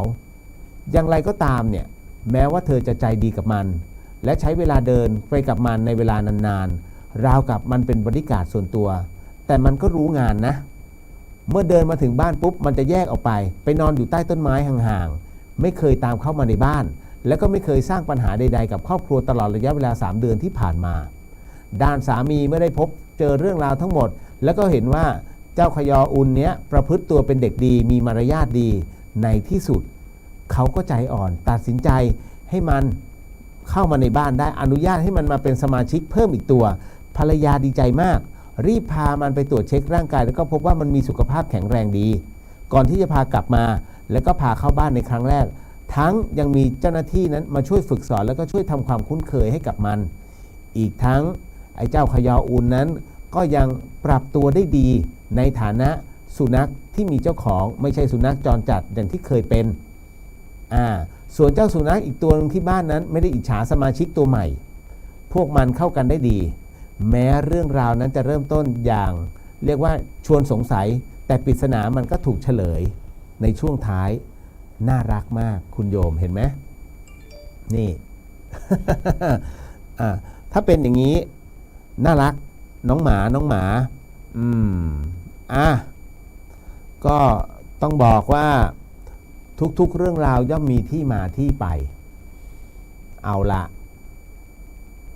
อีกข่าวไหมคือความเมตตากับคนไทยเนี่ยนะมันเป็นของคู่กันคุณโยมวันนี้มีคุณโยมท่านหนึ่งส่งคลิปมาให้หลวงพี่ดูเป็น TikTok นะเป็นลูกคุยกับแม่พูดถึงหน้าที่ของแม่กับลูกก็บอกว่าคุณแม่บางคนนี้หวังไว้ว่าลูกนั้นจะเลี้ยงดูยามแก่เฒ่าคุณแม่บอกว่าจริงๆแล้วคนเราเกิดมานะมีหน้าที่ของแต่ละคนแม่ก็ต้องดูแลลูกแต่สุดท้ายเมื่อลูกเติบโตไปมีครอบครัวแม่ก็ต้องดูแลตัวเองเหมือนคนแพ้นะ คนแพ้ก็ต้องดูแลตัวเอง คุ้นไหมพระไม่ได้ร้องเพลงเด้อ อันนี้บอกไว้ก่อนเอาละก็คือเรื่องราวตรงเนี้ยอย่างที่หลวงพี่บอกให้ฟังเนี่ยเมื่อโยมแม่พูดแบบนั้นเนี่ยแล้วก็บอกว่าหากแม่นั้นหวังว่าเป็นการลงทุนก็คงจะเป็นการลงทุนที่ค่อนข้างจะลงทุนยากหน่อยแต่คราวนี้ในมุมมองของพระมั้งเนาะคนทุกคนนั้นเบื้องลึกของจิตใจเนี่ยมันมีความเมตตากรุณาคุณโยมดังนั้นในความเมตตากรุณาตรงนี้มันอยู่ในใต้จิตสำนึกเราเป็นลูกหรือเราเป็นพ่อหรือเราเป็นแม่ท้ายที่สุดแล้วเรามีความรักกับลูกมันคือสายเลือดเรานะเลือดพ่อกับเลือดแม่เมื่อประกอบกันแล้วเป็นเลือดของเราคุณโยมปฏิเสธไม่ได้หรอกว่าคนนี้ไม่ใช่พ่อฉันไม่เคยดูแลฉันเลยคนนี้ไม่ใช่แม่ฉันเพราะทิ้งฉันไปตั้งแต่เด็กๆไม่บัดนี้คุณโยมเป็นตัวเป็นตนได้ก็เพราะเลือดเนื้อของเขาทั้งนั้นเลยครึ่งหนึ่งดังนั้นจะปฏิเสธไม่ได้ยกเว้นอันเดียวที่ไม่ใช่ของพ่อของแม่จิตเป็นนายกายเป็นบ่าวเมื่อกายทำงานไม่ได้สิ้นสุดลงจิตตัวนี้จะละทิ้งจากร่างเพื่อไปแสวงหาร่างใหม่ดังนั้นนี่จึงเรียกว่าวัฏฏะสงสารการเวียนว่ายตายเกิดของสัพพวิญญาณเพราะฉะนั้นเด็กรุ่นใหม่ถามว่ารู้ไหมไม่รู้ไม่สนใจเพราะอะไรเพราะเขายังคิดว่าเรื่องราวเหล่านี้ยังห่างไกลถูกต้องเราอายุมากขึ้นทำไมเราจึงพูดเรื่องเก่าแต่เด็กไม่เคยพูดถึงนั่นเพราะว่าเราผู้มีอายุมากผ่านการเวลามาเยอะมันผ่านมุมมองต่างๆของโลกใบนี้มาตลอดระยะเวลาหลายปีที่ผ่านมาแต่เด็กเนี่ยเขาเพิ่งผ่านมา10 กว่าปี20 ปีซึ่งมันน้อยอยู่ถูกไหมคุณโยมเพราะฉะนั้นจะให้เขาไปคุยความหลังเต็มที่ความหลังของเขาแค่2 ปีนะเฮ้ยจำได้ไหมเนี่ยเมื่อตอนป.3 หรือจำได้ไหมเนี่ยเมื่อปีที่แล้วเนี่ยที่เราอยู่ม.6 กันเขาพูดกันได้แค่นั้นเพื่อนชั้นตอนม.6 อะไรประมาณนี้อยู่ปี4เงี้ยมาเจอกันนี่เพื่อนชั้นตอนม.6 นะเรียนโรงเรียนเดียวกันความหลังเขามีแค่นั้นแต่เราไม่ใช่เรายังมีอะไรต่างๆนานาเพราะฉะนั้นประสบการณ์จึงต่างกันดังนั้นในเรื่องที่วัยรุ่นที่เขาพูดเขาคุยกันเนี่ยคุณโยมไม่ต้องถือเราเป็นมาก่อนเพราะฉะนั้นถ้าคุณโยมใจร้อนขาดสติคุณโยมก็จะด่าเขาว่าเขาถูกไหมเพราะนั่นแหละประสบการณ์เขายังน้อยดังนั้นเราเนี่ยต้องใช้สติหลวงพี่ไม่ได้ตำหนิแต่ณตรงเนี้ยในส่วนของการดูแลซึ่งกันและกันความเป็นสัตว์สังคมความเป็นสัตว์โลกมันเกิดขึ้นคุณโยมยังสงสารผู้ชราเลยเห็นไหมคนแก่ท่านหนึ่งเอาผักริมรั้วเนี่ยมาขายหวังว่าจะได้เงินอย่างน้อย10 บาทในตะกร้าเนี้ยแต่ด้วยความที่คุณโยมสงสารเอาไปเลย100 บาทคุณยายไม่ต้องทอนหนูขอหมดเลยจบเป็นการสงเคราะห์นั่นแหละคุณโยมเมตตามันมีอยู่ในจิตสำนึกคนไทยระหว่างคนหนึ่งผู้เฒ่าคนหนึ่งซึ่งเก็บผักเก็บหญ้าข้างทางเอามาขายใส่กระจาดวางกับพื้นกับผู้ชายคนหนึ่งที่ออกเมาแกล้งขาเป๋แล้วก็ขอตั้งหน่อยคุณโยมมีโจทย์ในใจอยู่แล้วอันนี้มีโจทย์แล้วคุณโยมมีคำตอบในใจแล้วใช่ไหมว่าอยากจะสงเคราะห์ใครมากกว่านั่นแหละนั่นคือสิ่งที่คุณโยมตัดสินได้เพราะฉะนั้นในกรณีลูกที่ต้องดูแลแม่ดูแลหรือเปล่าไปตัดสินใจเอาเพราะเป็นตัวท่านแต่คุณแม่เนี่ยที่บอกว่าไม่หวังจริงเหรอโยมแม่หลวงพี่เป็นอัลไซเมอร์อยู่เขาไม่ได้นอนติดเตียงแต่เขาพยายามจะนอนติดเตียงเพราะแต่พี่สาวโยมพี่สาวหลวงพี่ดุทุกวันตวาดทุกวันถ้าคนนอกมาเห็นคิดว่าเขาทรมานโยมแม่แต่จริงๆไม่ใช่วัตถุประสงค์ของโยมพี่สาวของหลวงพี่คือแม่ลุกเดี๋ยวนี้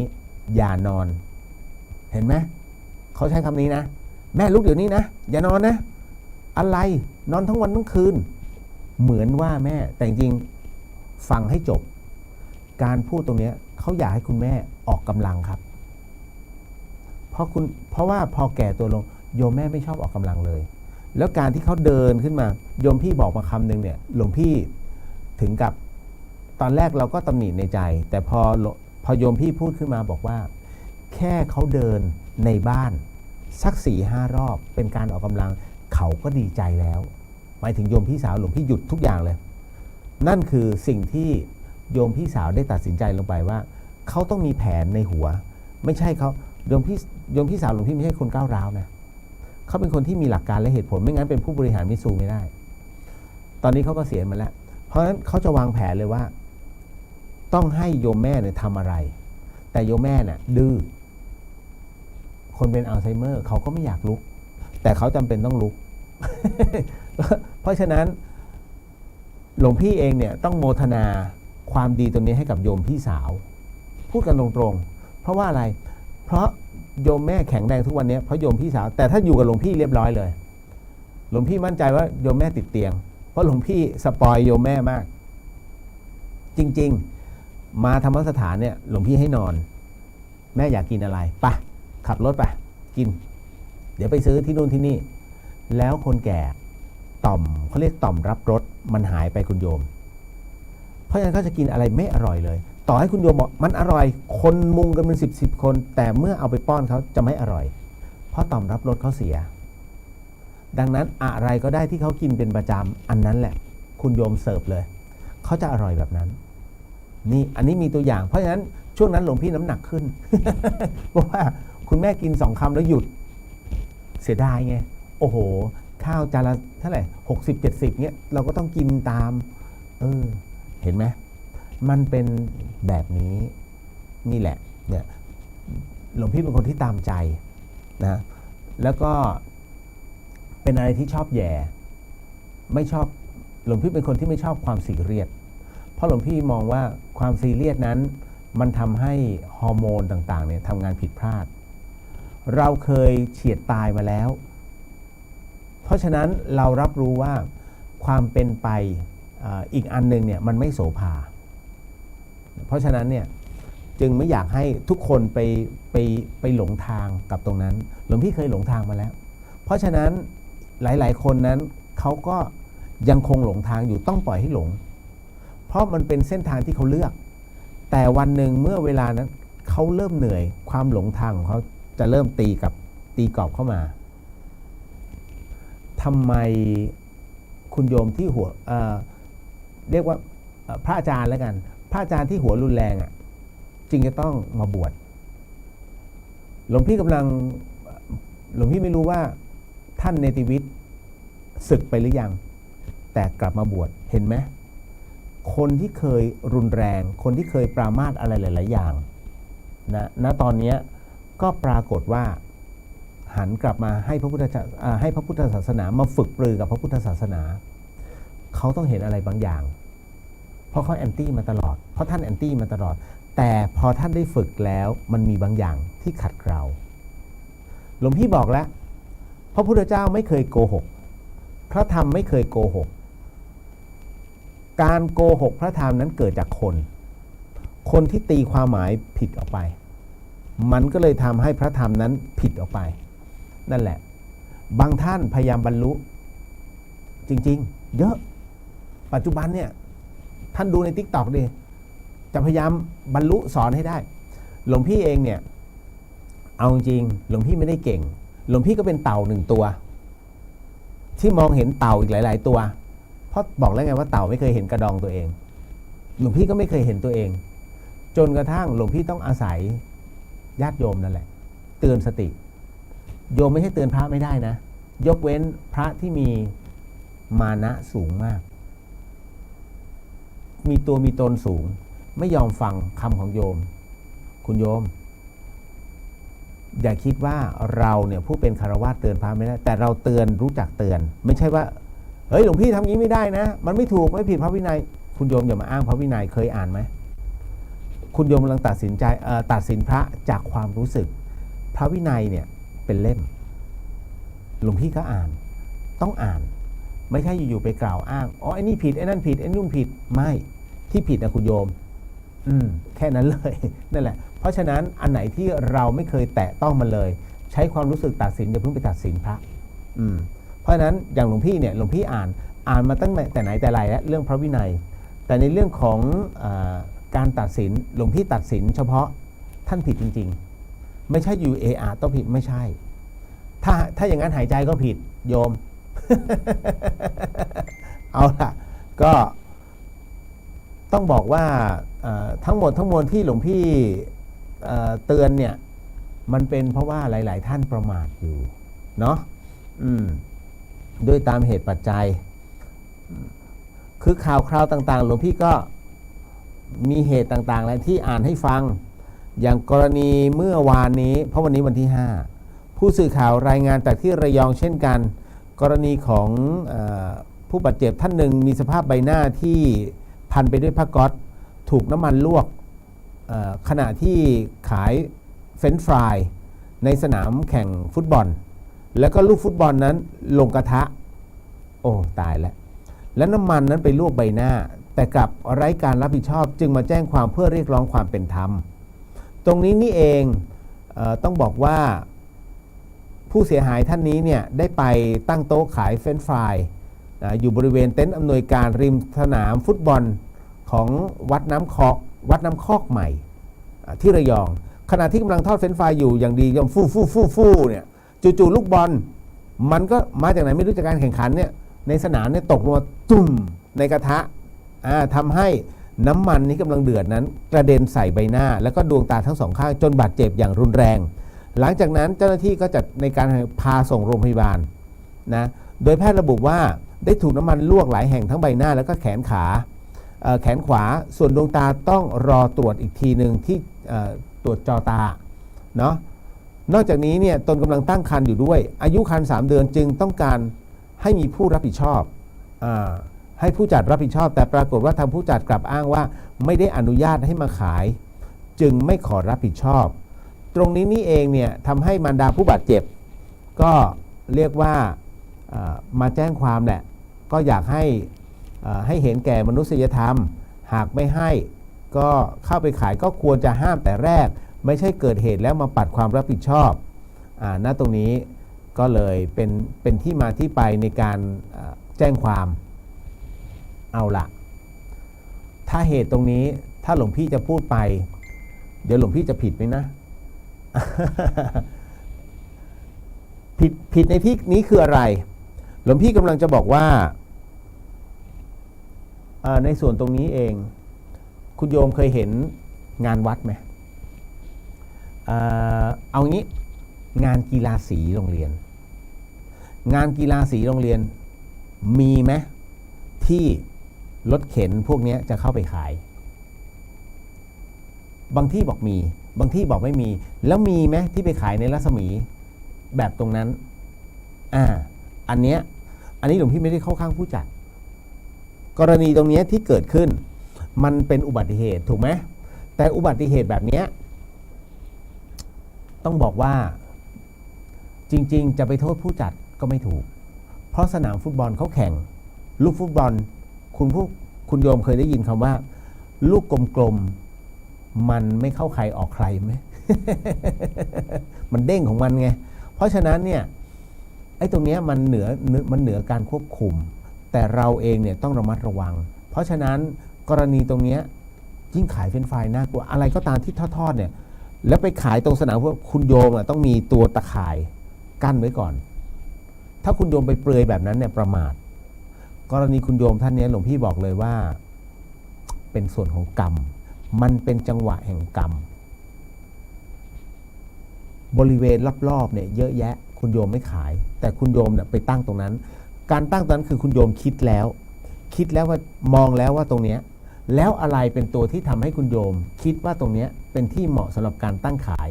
แต่สุดท้ายไปโดนลูกฟุตบอลนั่นเพราะตัวกรรมมันบีบเฮ้ยเหมาะแล้วตรงนี้ที่นี้เหมาะแล้วโยมจึงตั้งรถเข็นแล้วก็ขายตรงนั้น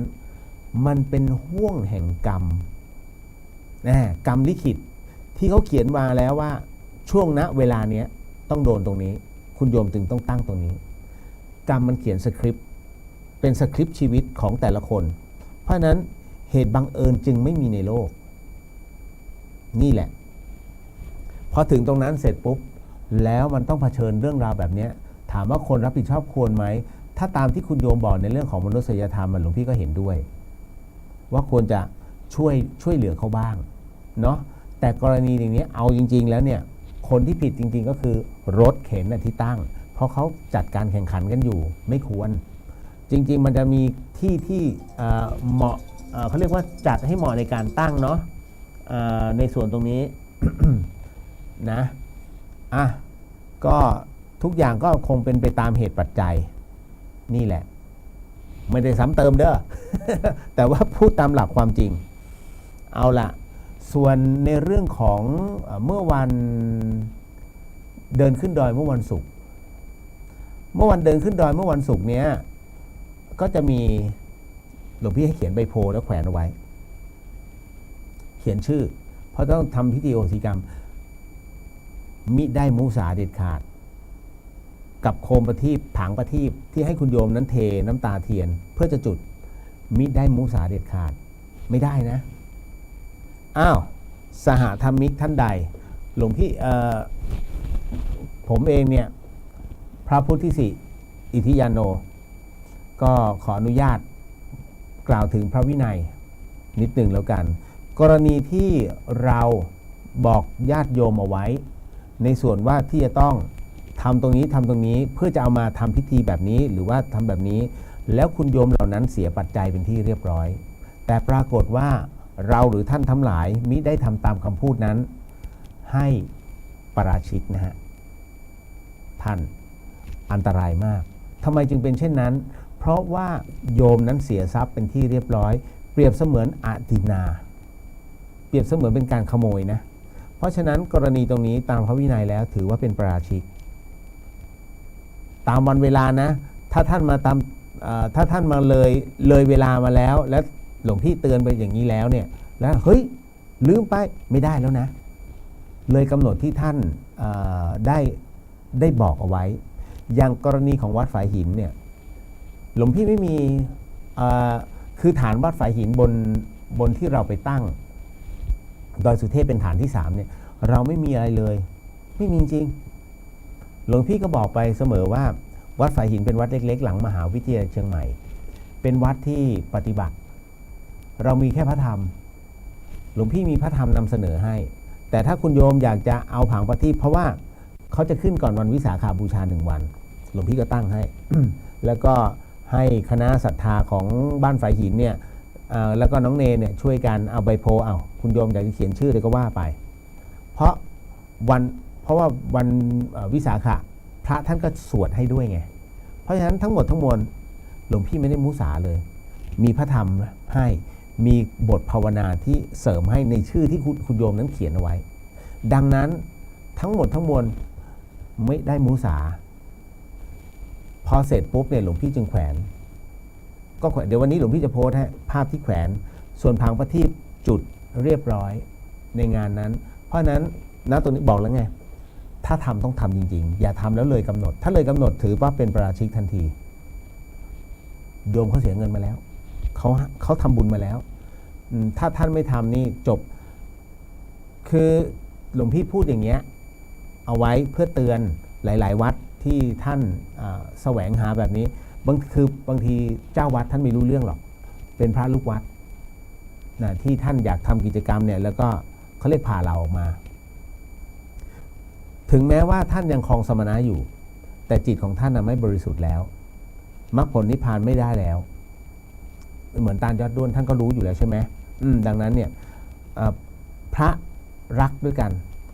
หลวงพี่เนี่ยเป็นผู้ที่รักพระพุทธศาสนาในเมื่อพระรักพระต้องเตือนพระเช่นเดียวกับโยมเนี่ยเขารักเขาจึงเตือนหลวงพี่รับฟังเสมอนะเวลาโยมเขาเตือนแม้บางทีใจแล้วคุณแต่พอคุณเสร็จปุ๊บต้องพิจารณาทันทีให้มันพังไปเลยให้มันระเบิดไม่ใช่อยู่ๆแล้วโยมเตือนมาเตือนพระเป็นยังไงฮะเนี่ยพระถือศีลมากกว่ามาเตือนได้ไงไม่ได้นะคือบางทีเราก็ต้องฟังโยมฟังในที่นี้ไม่ใช่ว่าฟังว่าโยมนะเขาศีลน้อยกว่าไม่ใช่นะฟังมุมมองของเขาก่อนท่าน นิดหนึ่งเพื่อเขามีเหตุผล แต่ถ้าฟังแล้วรู้สึกว่าเริ่มเลื่อยเปื่อยท่านตัดเลยอันนั้นเขาเรียกเสนอแบบกะโหลกกะลาท่านไม่ต้องฟังแต่ให้ฟังโยมนิดหนึ่งเนี่ยหลวงพี่ก็ฟังแต่พอฟังแล้วดูแล้วมันไม่เข้าท่าก็แค่เจริญพรจบมันไม่เสียหายที่เราจะรับฟังอย่างน้อยในอนาคตถ้าจะทำเนี่ยในสิ่งที่โยมท่านเนี้ยเขาเตือนเนี่ยเราเอามาเป็นข้อนิดหนึ่งแล้วกันสำหรับที่งั้นไม่ตั้งแบบนั้นเพราะโยมเคยเตือนเอาไว้นิดหนึ่งแค่นั้นแหละตามว่าเตือนได้ไหมเตือนได้เพราะเขารักไงไม่มีหรอกคนที่เขาเกลียดแล้วก็โมโหคนเกลียดนี่มันติอย่างเดียวติกับด่าเขาไม่เตือนต้องอันนี้ต้องแปลเจตนาให้ถูกนะท่าน อย่างผมเนี่ยผมก็รักพวกท่านทุกคนเพราะว่าผมก็ไม่อยากให้พุทธศาสนาให้เขาโจมตีขนาดนี้เนาะไม่ว่ากันนะ เดี๋ยวไอ้พระรูปนี้อีกแล้ว เนี่ยตอนเป็นคฤหัสถ์ไอ้คนนี้อีกแล้วเนี่ยหลวงพี่เจอประจำเรื่องราวเหล่านี้นะคือมันชินแล้ววัดฝายหินคุณโยมเนี่ยบอกพิกัดด้วย หลังมหาวิทยาลัยเชียงใหม่ก็เป็นอะไรที่ตามเหตุเนาะ ไม่หนึ่งเรื่องราวหนึ่งหลวงพี่ยังได้ข่าวอีกหน่อยนึงเนาะคือเรื่องราวตรงนี้ต้องบอกก่อนว่าเป็นเรื่องราวของอุบัติเหตุคือคุณหมอท่านหนึ่งก็โพสต์วอนว่าขอเวลาหมอให้คนไข้บ้างหลังภาระงานเยอะเกินนอนน้อยไม่ได้นอนเนี่ยแล้วก็ลงเวรและประชุมจนลดคว่ำเพจ Facebook สหภาพแพทย์ผู้ปฏิบัติงานเขาก็ออกมาโพสต์เรื่องราวชีวิตของคุณหมอที่ต้องทำงานจนรู้สึกว่าเหมือนเร่งวันตายมากๆนี่เลยโดยเจ้าของเพจก็บอกว่าเป็นได้พูดถึงแพทย์หญิงวัย30 ปีที่ได้เล่าเรื่องราวชีวิตตั้งแต่เรียนจบจนเข้ามาเป็นพนักงานในแผนกหนึ่งของโรงพยาบาลแห่งหนึ่งแต่สิ่งที่พบในชีวิตของการทำงานก็คือภาระงานมันหนักมากถูกต้องคุณโยมหมอ1คนรับโยมเนี่ยรับคนไข้เกือบ 8,000 คนนะต่อคนนะถัวเฉลี่ยปัจจุบันนะเยอะมากนะเพราะถือว่าบุคลากรคุณโยมที่อยู่ที่กรุงเทพอย่าบอกว่าไม่ใช่คุณโยมต้องออกมาต่างจังหวัด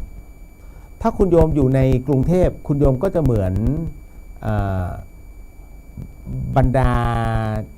ผู้เขียนกฎทั้งหลายที่เขาอยู่แต่ในห้องแต่ไม่ได้เผชิญความจริงเพราะฉะนั้นท่านจะเผชิญความจริงต่อเมื่อลงหาเสียงแค่นั้นเลยนะคือบางทีหลวงพี่ก็เห็นแล้วล่ะความเป็นมาเป็นไปถึงได้บอกว่าอยากให้ผู้ที่บริหารเนี่ยลงมาดูชีวิตประชาชนจริงๆท่านแฝงเลยเสียสละเวลา15 วันแล้วคุณโยมจะรู้ทันทีว่าโอ้โหมันลำบากว่ะเอาแค่7 วันเนี่ยคุณโยมไปอยู่อมก๋อยคุณโยมไปอยู่แม่ตื่นอย่างเงี้ยนะหรือว่าคุณโยมไปอยู่ถ้าเมืองน่านก็โน่นเฉลิมพระเกียรตินะต้องไปอยู่แบบนั้นแล้วคุณโยมจะรู้ถ้าชีวิตอำเภอเมืองเนี่ยมันได้อยู่แล้วไงคำว่าอำเภอเมืองมันเจริญมันศรีวิไลนะดูอย่างธนาคารไปตั้งดูอย่างเซเว่นไปตั้งเขาเรียกเจริญแล้วแต่ข้างนอกเนี่ยเดี๋ยวรู้สึกนะแล้วคุณโยมจะเขียนย้อนนโยบายอีกอย่างหนึ่งเลยนั่นแหละเพราะไม่รู้ไงนะจึงรับรู้แค่ตรงนั้นก็เข้าใจว่าสังคมประเทศไทยเป็นสังคมที่เกิดจากศูนย์กลางก่อนที่กระจายมามันคือกรุงเทพมหานครเขาก็จะพยายามกระจายไปภูเก็ตบ้างอุดรบ้างขอนแก่นโคราชบ้างเชียงใหม่บ้างเชียงรายบ้างนะแต่มันเป็นกระจุกไงนะพอถึงตรงนี้เนี่ยคุณหมอก็บอกซึ่งภาระหน้าที่ในการรับผิดชอบเนี่ยไม่ว่าจะเป็นในส่วนของราชการก็ดีการตรวจผู้ป่วยแล้วก็พอนอกเวลาราชการเนี่ยก็ต้องมาขึ้นเวรอีกก็คืออยู่เวรนั่นแหละซึ่งเดือนนึงเนี่ยอยู่ประมาณ 9-15 เวรก็ขึ้นอยู่กับวันหยุดของแต่ละเดือนเนี่ยบางครั้งลงเวรดึกนะก็ประมาณ 8:30 นะในเวลา 8:30 เนี่ยต้องมีการประชุมต่อบางครั้งก็ต้องสอนนักศึกษาแพทย์เก็บข้อมูลชี้วัดตัวชี้วัดต่างๆหรือว่าภาระงานอื่นๆอีกมากมายจนบางครั้งรู้สึกไม่เรียกว่าเวียนหัวมันไม่สบายนั่นแหละก็เพราะว่ามันมีงานหยุดเอาง่ายๆคุณหมอพักผ่อนน้อย แต่เหตุการณ์ที่หนักที่สุดก็คือมีแพทย์หญิงคนหนึ่งเนี่ยที่เจอก็คือไม่ได้นอนเลยหลังจากที่ลงเวรมาแล้วนะขึ้นเวรก็คือเข้าเวรลงเวรก็คือออกเวรอันนี้จำไว้นะศัพท์หมอศัพท์แพทย์นะพอลงเวรเนี่ยก็ต้องขับรถออกไปประชุมต่อที่ต่างจังหวัดซึ่งขณะขับรถไปนั้นเองก็เกิดอุบัติเหตุจนรถคว่ำจากหมอที่ต้องไปเป็นจากหมอก็ต้องมาเป็นผู้ป่วยเข้ารักษาตัวที่โรงพยาบาลแทนคุณหมอยังบอกว่าภาระงานอื่นๆมันมากเกินไปทำให้เร่งวันตายมากๆเห็นคำขวัญเขาเรียกคำขวัญที่ว่าคืนครูให้นักเรียนแล้วรู้สึกสะท้อนใจมากอยากให้คืนหมอให้คนไข้บ้างนะต้องติดแฮชแท็กลดชั่วโมงเวลาทำงานณตรงนี้นี่เองเนี่ยก็ต้องบอกว่ากรณีตรงนี้รองปลัดสาธารณสุขก็คือนายแพทย์ทวีสินเนี่ยก็บอกว่าได้รับมอบหมายจากนายแพทย์โอภาสก็ปลัดกระทรวงสาธารณสุขเช่นกันเนี่ยให้เป็นประธานการประชุมวางแนวการดูแลแล้วก็เพิ่มพูนทักษะนะของแพทย์ก็คือในเรื่องของการเพื่อให้แพทย์ที่ไปปฏิบัติงานในการใช้ทุนเนี่ยได้มีโอกาสเพิ่มพูนประสบการณ์ดูแลผู้ป่วยรวมไปถึงถ่ายทอดทักษะต่างๆในการชำนาญการของแพทย์ที่ประจำโรงพยาบาลคือจริงๆเนี่ยเรื่องรายละเอียดก็คงไม่เกี่ยวกับเราหรอกแต่ต้องบอกว่าในกรณีตรงนี้ที่คุณหมอเหนื่อยจริงๆนะหลวงพี่ออกหน่วยพอสวหลวงพี่ก็รู้แล้วนะว่ามันเหนื่อยจริงขนาดที่เราแค่เป็นอาสาเดินทั้งวันนะแล้วก็ช่วยคุณหมอทั้งวันยังเหนื่อยเลยถึงที่พักปุ๊บเนี่ยกางเต็นท์เสร็จปุ๊บเข้าเต็นท์ปุ๊บหลับเลยมันเหนื่อยจริงๆคุณโยมนั่นแหละแล้วก็เห็นใจแล้วหมอวินิจฉัยพลาดไม่ได้ไงอันนี้คือความเป็นแพทย์วินิจฉัยพลาดนั่นคือชีวิตแล้วเขาก็ฟ้องอีกก็คุณโยมดูสิแพทย์เขานอนเนี่ยเหนื่อยมากแค่ไหนแล้วพยาบาลบุรุษพยาบาลทั้งหลายเนี่ยเขาก็เหนื่อยนะไม่ใช่เฉพาะหมออย่างเดียวแพทย์กับพยาบาลเขาไม่ใช่เจ้านายลูกน้องนะคุณโยมต้องเข้าใจก่อนนะหลายคนเข้าใจผิดคิดว่าหมอกับพยาบาลนั้นเป็นเจ้านายลูกไม่ใช่พยาบาลเนี่ยเขาเรียกพยาบาลวิชาชีพสาววิชาชีพถูกไหมคุณหมอท่านก็เป็นเช่นกันทั้งสองอย่างทั้งแพทย์และพยาบาลน่ะมีใบประกอบโรคศิลปะเพราะฉะนั้นทั้งสองท่านทั้งหมอและพยาบาลน่ะเขาจึงปฏิบัติงานร่วมกันพยาบาลเขามีหัวหน้าพยาบาลเป็นผู้ดูแลหมอก็มีหัวหน้าของเขาเป็นผู้ดูแลแต่บังเอิญว่าพยาบาลเนี่ยเขาเป็นอะไรที่ค่อนข้างจะหนักเพราะคำว่าพยาบาลคือผู้เสียสละหมอคือผู้วินิจฉัยและรักษาหมอจ่ายยาหมอก็ติดคุกหมอจ่ายยาไม่ได้นะแต่เขียนได้ผู้ที่จ่ายยาคือใครพยาบาลก็จ่ายไม่ได้ติดคุกเภสัชกรเขาแยกกันแน่นอนที่สุดฮะและถ้าวิจัยเยี่ยว ขออภัย ใครที่กำลังกินข้าวอยู่พระพูดตรงไปอันนั้นก็เป็นเทคนิคการแพทย์อีกอันนึงเห็นไหมเพราะฉะนั้นเขาจะแยกกันนะจะให้หมอไปฉายรังสีก็ไม่ได้เอ็กซเรย์ก็ต้องเป็นนักรังสีวิทยา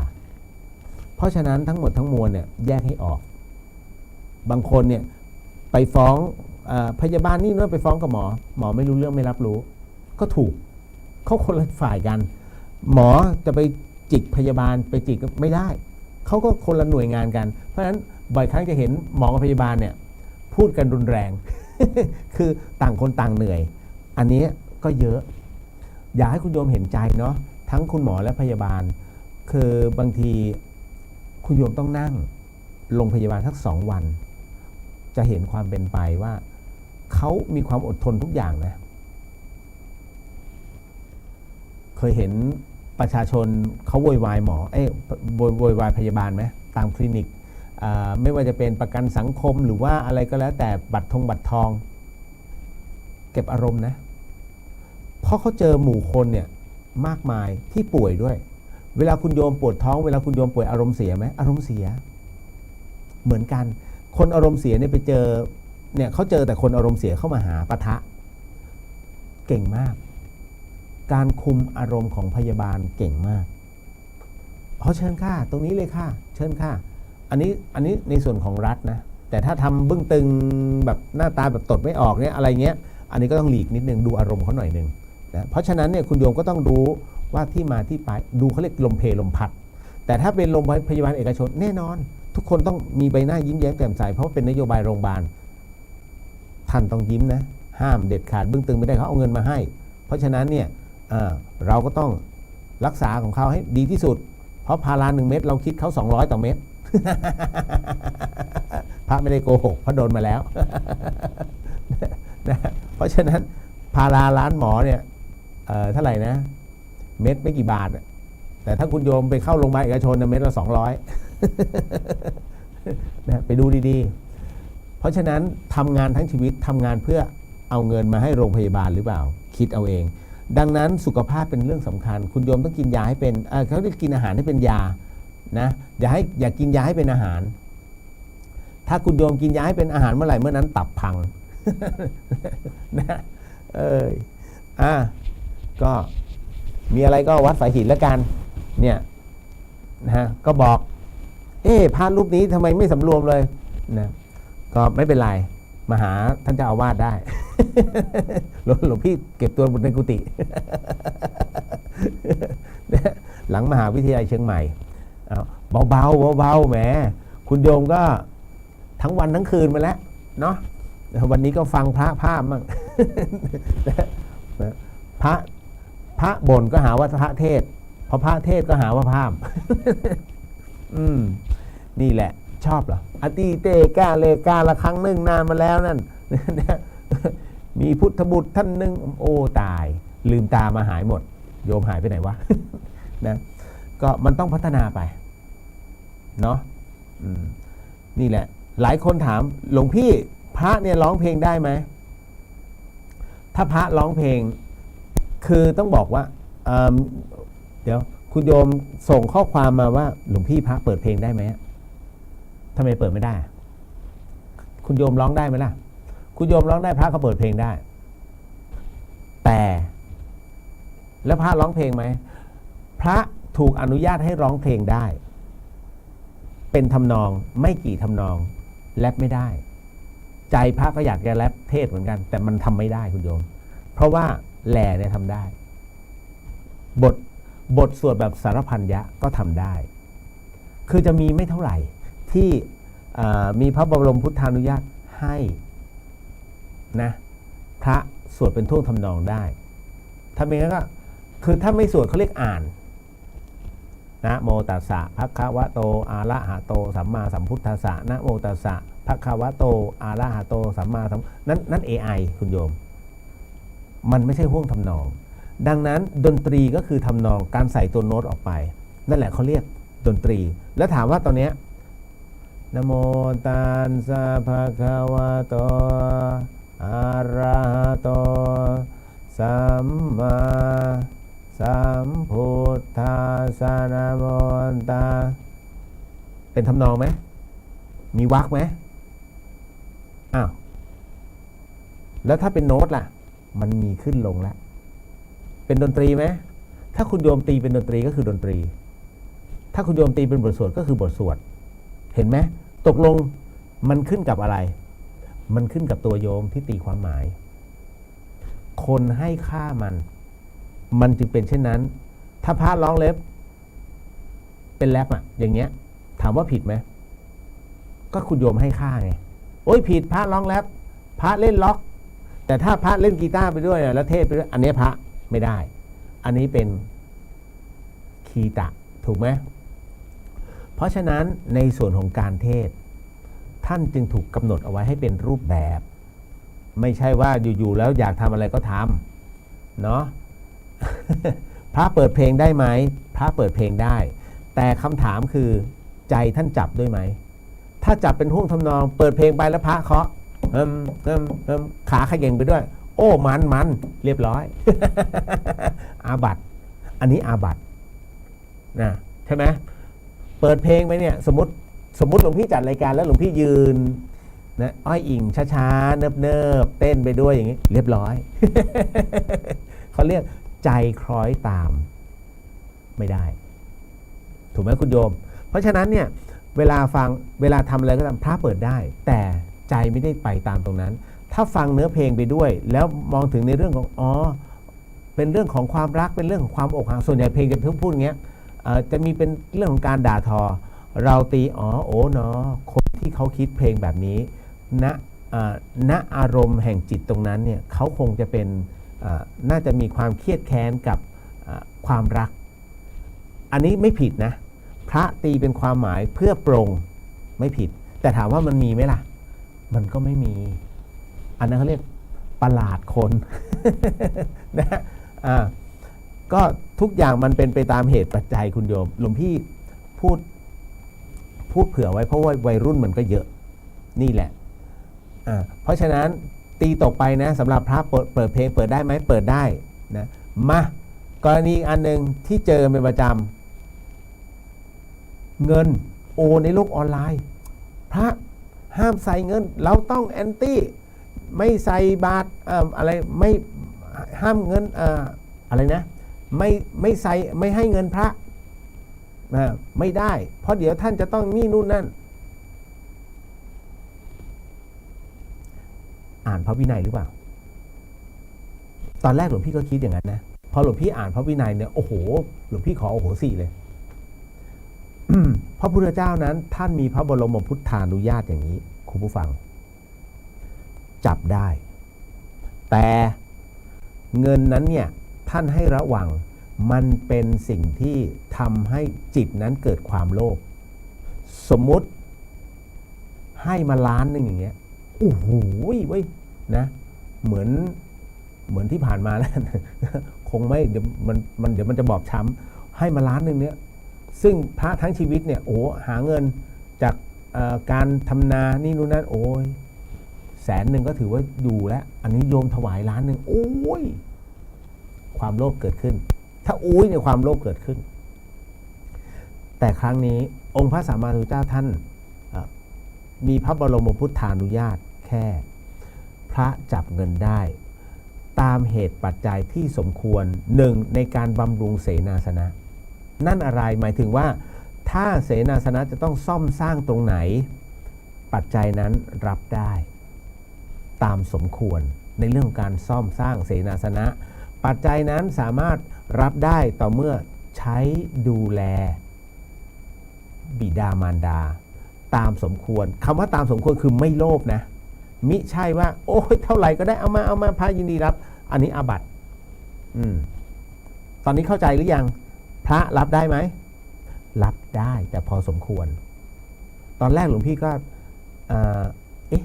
พระจะรับไม่ได้จริงเหรอพอมาอ่านพระวินัยเอ้ารับได้นี่ เราก็คือให้เยอะไม่รับไงแต่ถ้าตามเหตุปัจจัยที่ส่งให้เอาไว้ดูแลเสนาสนะก็คือที่อยู่อาศัยหรือเอาง่ายบำรุงปัจจัย4อาหารไม่พอใช้สำหรับซื้อให้กับเหล่าภิกษุอย่างนี้ได้ยารักษาโรคป่วยภิกษุป่วยนำไปซื้อยารักษาโรคเห็นไหมเครื่องนุ่งห่มถ้าจีวรไม่พอไปซื้อจีวรนะนี่คือทั้งหมด ปัจจัย4ของพระปัจจัย4ของพระไม่เกี่ยวกับโทรศัพท์ปัจจัย4ของพระไม่เกี่ยวกับรถยนต์ไม่เกี่ยวเพราะฉะนั้นปัจจัย4ของเราเนี่ยอาหารที่อยู่อาศัยเครื่องนุ่งห่มยารักษาโรคนี่คือปัจจัย4นี่คือของพระเพราะฉะนั้นองค์พระสัมมาสัมพุทธเจ้าจึงมีพระบรมพุทธานุญาตให้รับปัจจัยได้ตามเหตุปัจจัยนั้นเก็ทนะเฮ้ยต้องอธิบายเรื่อยๆหลวงพี่เขาห้ามหลวงพี่รับปัจจัยหลวงพี่มีพร้อมเพย์ไหมคือถ้าไม่ติดว่าเป็นบาทของครูบาอาจารย์หลวงพี่จะเขียนเอาไว้ ที่ฝาบาทนี่เลยโยมหลวงพี่มี QR code นะตายอาบัตินะถ้าทำงั้นนะก็เลยให้โยมได้คิดเอา นะประมาณนั้นก็ นี่คือสถานีวิทยุ FM 104.50 เมกะเฮิรตซ์คุณผู้ฟังรายการสดนะรายการสดก็คงมีวันนี้วันเดียวพระอาจารย์ให้วันนี้บอกช่วงเวลานี้มันว่าง เอาซะหน่อยเรื่องอันนี้คืออานิสงส์ที่คุณโยมได้รับจากหลวงพี่ก็คือมันเป็นช่วงที่ต้องทำอโหสิกรรมเพราะว่าทางต้นบุญธรรมสถานเนี่ยแห่งชลบุรีจังหวัดชลบุรีนั้นเขาคือคุณโยมเขาขอไว้ว่านิมนต์หลวงพี่ไว้ก่อนว่าท่านเจ้าค้าพอดีว่ามันปิดคอร์สแล้ววันนี้มันเป็นวันสุดท้ายก็เลย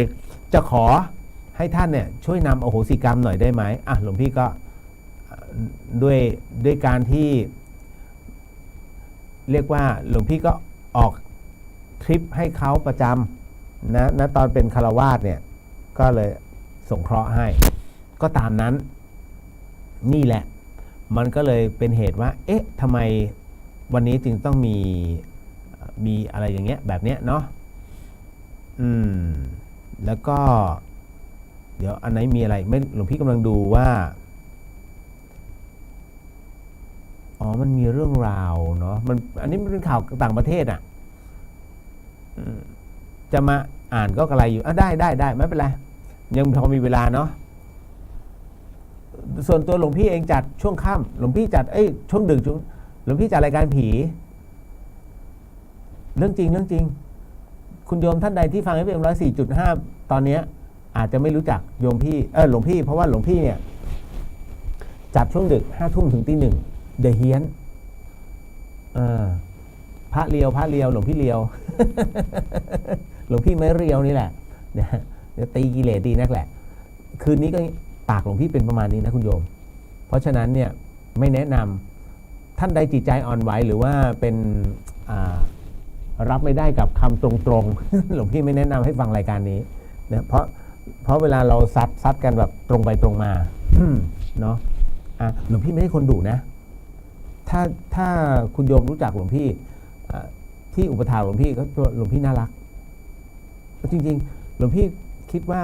การที่ไปดุโยมเนี่ยหรือว่าใช้เสียงเข้มๆไม่ได้ประโยชน์ทำไมจึงเป็นเช่นนั้นคนเนี่ยนะคุณโยมลองมันจะดื้อต่อให้คุณโยมดุแค่ไหนก็ดื้อหลวงพี่ถามเนี่ยลูกคุณโยมเล่นเกมเนี่ยหลวงพี่เชื่อมั่นว่าคุณโยมเนี่ยทั้งดุทั้งด่าถามว่าห้ามมันได้ไหมไม่ได้แล้วจะไปพูดเพื่ออะไรเปลืองพลังเปลืองลมปากเพราะฉะนั้นมันอยากเล่นใช่ไหมเล่นไปถึงเวลากินข้าวไม่ต้องกินเล่นไปต้องการเติมเงินใช่ไหมไปหาเองเติมเกมใช่ไหมไปหาเองนั่นน่ะแต่หายังไงก็ได้ไม่ให้ออกจากบ้านอย่างนั้นเลยนั่นน่ะเล่นไปทำอยากเล่นไปนั่นน่ะ ก็แค่นั้นเองนะคือมันห้ามไม่ได้เมื่อห้ามไม่ได้ไม่ได้ส่งเสริมก็ให้เขาเบื่อเลยเล่นไปอย่านอนถ้านอนอันเนี้ยว่าหรือตื่นมาเล่นเกมอย่านอนดิจะนอนเล่นตื่นเดี๋ยวนี้ถ้าไม่ตื่นจะเอาโทรศัพท์คว้างทิ้ง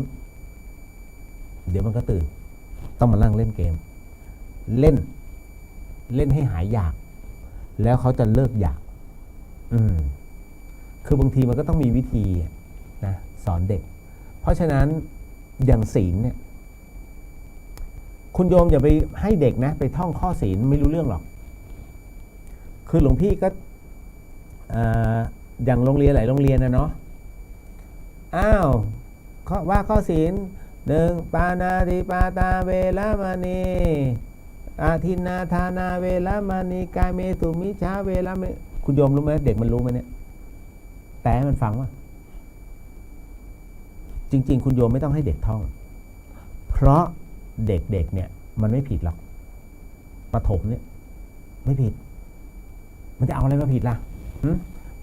มันจะผิดบ้างเตือนบ้างก็พอเด็กที่มันจะผิดก็คือมุสาทำอะไรเด็กชายก้องในปากมีอะไรอ๋อไม่มีครับกลืนเอื้อก ไม่มีครับนี่ไงไหนอ้าปากเนี่ยไม่มีกลืนไปแล้ว เนี่ยมุสาครูก็มีหน้าที่แค่เตือนนิดนึงว่าอย่าโกหกเนี่ยเห็นไหมลิ้นเธอยังมีสีอยู่เลยเนี่ยเธอกินลูกอมใช่ไหม เพราะฉะนั้นการโกหกเป็นสิ่งไม่ดีจำไว้นะจบแล้วมันก็จะไม่ทำเพราะครูรู้ทันถูกไหมแต่ถามว่าผิดแบบเนี้ยมันหนักไหมล่ะเพียงแต่เราสอนว่าอย่าโกหกแต่มันผิดในเรื่องของเล็กน้อยซึ่งเราไม่ได้ไปตีเขาหรอกแต่ถ้าแบบแอบไปขโมยไก่เข้ามาฆ่าอย่างเงี้ยอันเนี้ยต้องลงมือทุกอย่างมันมีความผิดพลาดมาก่อนคุณโยมเองก็ผิดหลวงพี่เองก็ผิดมาก่อนมีใครบ้างไม่เคยผิดในศีลห้าไม่มีโอ้เกิดมาเป็นผู้วิเศษเลยอย่างเงี้ยได้แต่มันไม่มีอย่างน้อยทำให้แม่ลำบากใจแน่ๆเพราะแม่ต้องลำบากใจตายแล้วฉันจะไปเข้าห้องน้ำไงแล้วลูกกินไงวะเนี่ยเดี๋ยวร้องไห้ ให้นมไม่ทัน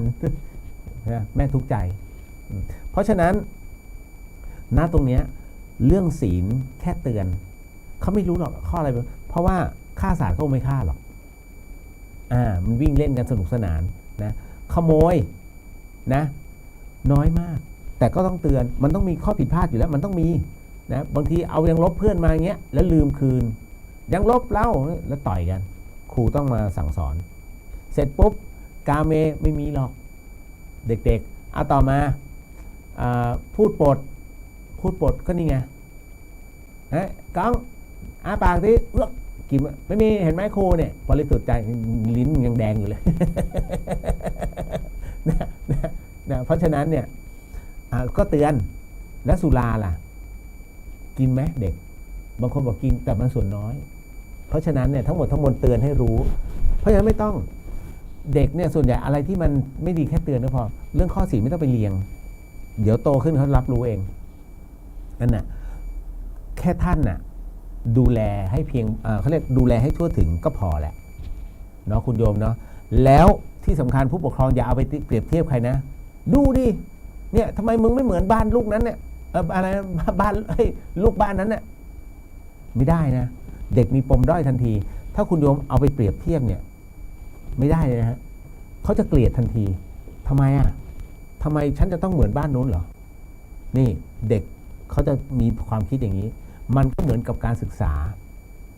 ปัจจุบันการศึกษาไม่ดูเด็กคนนี้เขาไม่ถนัดเรื่องแบบนี้แต่บังคับให้เขาเรียนแล้วมันจะไปได้เหรอไอคนนี้ทั้งชีวิตพ่อเป็นช่างวันไม่มีอะไรก็ลื้อนู่นนี่มาประกอบเล่นตกลงเด็กเนี่ยมันชอบไหมล่ะวิชาสายสามัญแต่บังคับให้เรียนถึงมหาวิทยาลัยทักษะเขาคือช่างเพราะพ่อเขาเป็นแบบนั้นอย่าลืมปลูกอย่างใดได้อย่างนั้น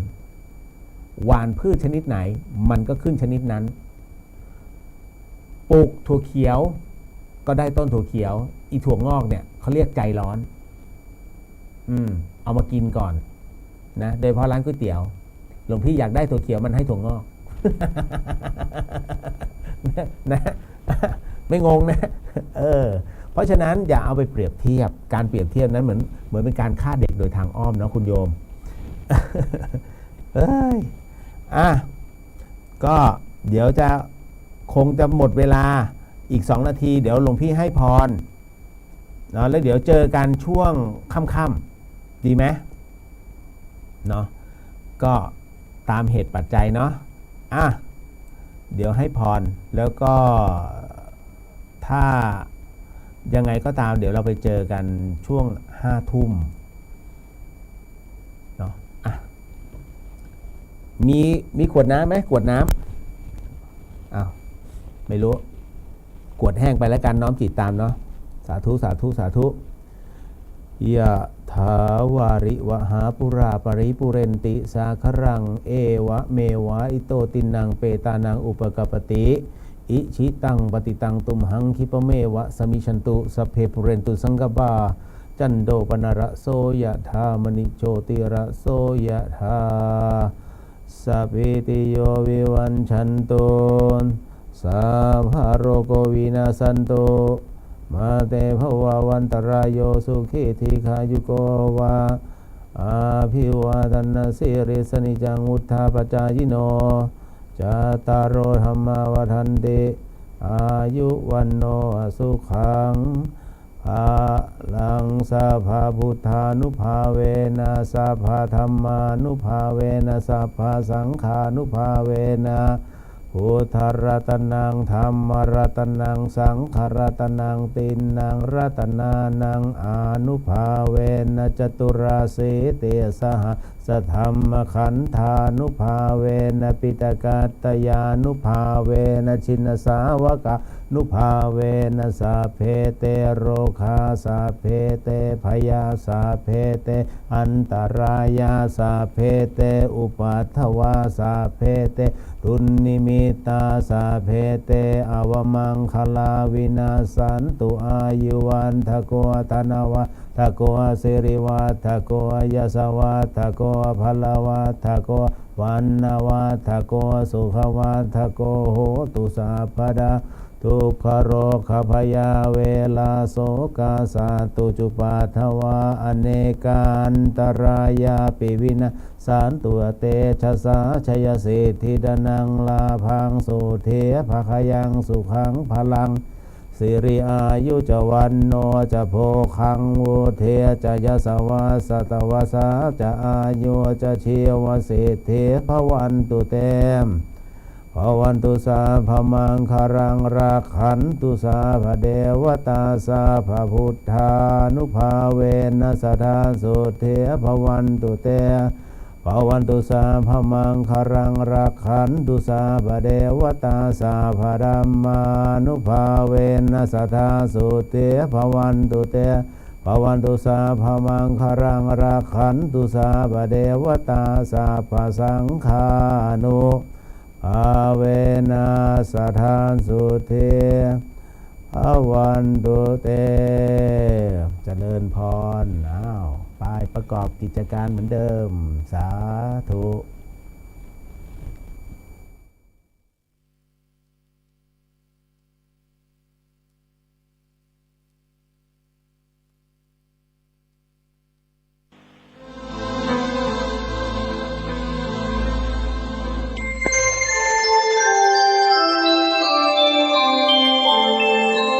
ขณะนี้ท่านกำลังฟังสถานีวิทยุกระจายเสียง FM 104.5 เมกะเฮิรตซ์ มูลนิธิครูบาศรีวิชัยจังหวัดเชียงใหม่ขอเชิญชวนชายไทยผู้มีจิตเลื่อมใสในพระพุทธศาสนาและมีความศรัทธาในปฏิปทาและบารมีธรรมของครูบาเจ้าศรีวิชัยจำนวน9 คนที่มีคุณสมบัติคือมีอายุ20 ปีบริบูรณ์ขึ้นไปและบ่เกิน45 ปีบ่เคยอุปสมบทเป็นพระภิกษุมาก่อนบ่มีประวัติด้านอาชญากรรมบ่มีรอยสักบนร่างกายสามารถเข้าฝึกท่องจำคำขออุปสมบทได้ตามนัดหมายเพื่อเข้าอุปสมบทเนื่องในวันคล้ายวันถือกำเนิดของครูบาเจ้าศรีวิชัยตั้งแต่วันอาทิตย์ที่11ถึงวันจันทร์ที่19มิถุนายนพุทธศักราช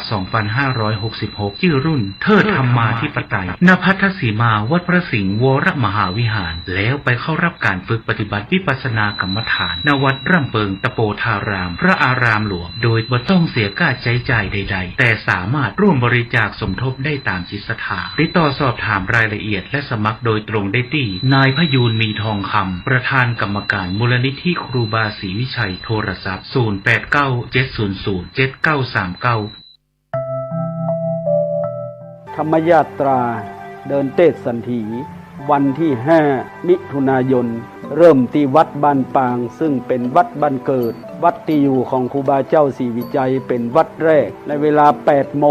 ตอนเช้าวันที่6ได้ออกจากประตูวัดบ้านปางไปสู่วัดห้วยละอำเภอบ้านโฮงในวันที่7มาเจ้าก็จะได้เดินธรรมยาตราไปสู่วัดบ้านโฮงหลวงอุโบสถที่ครูบาเจ้าศรีวิชัยได้เป๊กเป็นทุเจ้าที่หิมต่างที่วัดบ้านโฮงหลวงก็จะมาอยู่กันที่หั่นแหม1 คืนตอนเช้าก็จะมีทำบุญตักบาตรทอดพระป่าและถึงจะเดินธรรมยาตรามาสู่ที่วัดพระพุทธบาทตากผ้าในวันที่8ในเจ้าวันที่9ก็จะเดินเทศสันถีปล่อยขบวนจากวัดพระบาทตากผ้ามาที่วัดกูรมัดหรือวัดรมณียารามตำบลต้นทงนี่ซึ่งเป็นวัดแรกในจังหวัดลำพูนเป็นวัดที่พระแม่เจ้าจามเทวีมาสร้างถวายคือแก่พระรัตนตรัย 10เมื่อเจ้าหลังจากที่ทำบุญตักบาตรทอดพระป่าเรียบร้อยแล้วขบวนนี้ก็จะเริ่มออกเดินทางในเวลา 8:30 น.เข้าสู่บริเวณวัดจามเตบี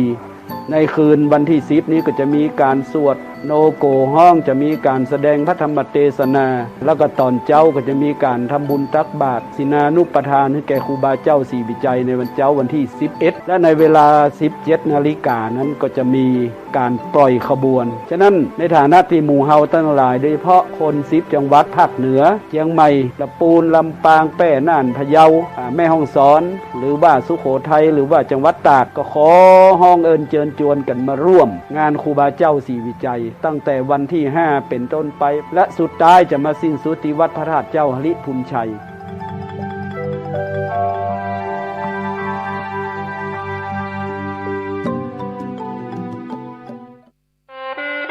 คณะสงฆ์ครูบาอาจารย์พระนักจัดรายการสถานีวิทยุพระนักเผยแพร่เจ้าหน้าที่ผู้จัดรายการเครือข่ายสถานีวิทยุคลื่นสีขาวเพื่อชาวประชาขอเชิญพุทธศาสนิกชนนักศิลป์นักบุญทุกท่านร่วมทำบุญหล่อเทียนพรรษาประจำปี 2566 เพื่อสมทบทุนโรงเรียนทุ่งโป่งตำบลเมืองปานอำเภอเมืองปานจังหวัดลำปางและสถานีวิทยุเพื่อการศึกษาวิทยาลัยสงฆ์นครลำปาง FM 106.50 เมกะเฮิรตซ์ร่วมทำบุญแผ่นเทียนธรรมจักรแผ่นละ20 บาทหล่อเทียนพรรษาถวายวัดพระบาทอุดมตำบลเวียงอำเภอฝางจังหวัดเชียงใหม่หรือร่วมทำบุญตามกำลังศรัทธารอเทียนพรรษาจำนวน9 เล่มและถวายเทียนพรรษา15หัววัดวันที่15 กรกฎาคม 2566 เวลา 8:30 นาทีถึง 17 นาฬิกา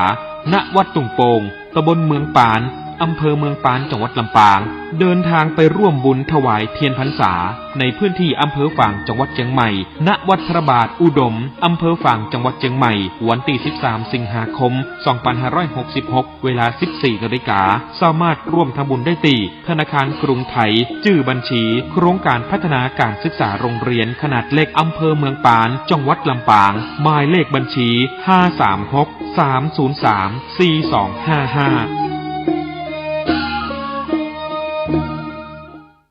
ข่าวสารเพื่อการประชาสัมพันธ์1 ลาย 1 แชร์ 1 โอกาสทางการศึกษาโรงเรียนวิสุทธิวิทยากรวัดบุญญาวาสวิหารพระอารามหลวงสังกัดสำนักบริหารงานคณะกรรมการส่งเสริมการศึกษาเอกชนกระทรวงศึกษาธิการรับสมัครนักเรียนใหม่ปีการศึกษาใหม่เรียนฟรีตลอดปีการศึกษาไม่เสียค่าใช้จ่ายในการเรียนตามโครงการเรียนฟรี15 ปีพร้อมรับทุนการศึกษาพร้อมโควต้าเรียนต่อมหาวิทยาลัยและวิทยาลัยของรัฐตามที่ต้องการคุณสมบัติเป็นนักเรียนชายและสามเณร1จบการศึกษาประถมศึกษาปีที่6รับ50รูปคน2จบการศึกษามัธยมศึกษาปีที่3รับ50รูปคนสนใจติดต่อได้ตั้งแต่บัดนี้เป็นต้นไปโรงเรียนวิสุทธิวิทยากรหลักสูตรการเรียนการสอนมีศักดิ์และสิทธิเท่าเทียมสถาบันการศึกษาของรัฐบาลทุกประการติดต่อสอบถามรายละเอียดเพิ่มเติมได้ที่พระครูวิบูลย์ปริยัตยากรผู้อำนวยการเลขที่39ถนนพหลโยธินตำบลหัวเวียงอำเภอเมืองลำปางจังหวัดลำปางรหัสไปรษณีย์52000ติดต่อโทรศัพท์054 217 526เบอร์โทรศัพท์054 217 526ได้ในวันเวลาราชการ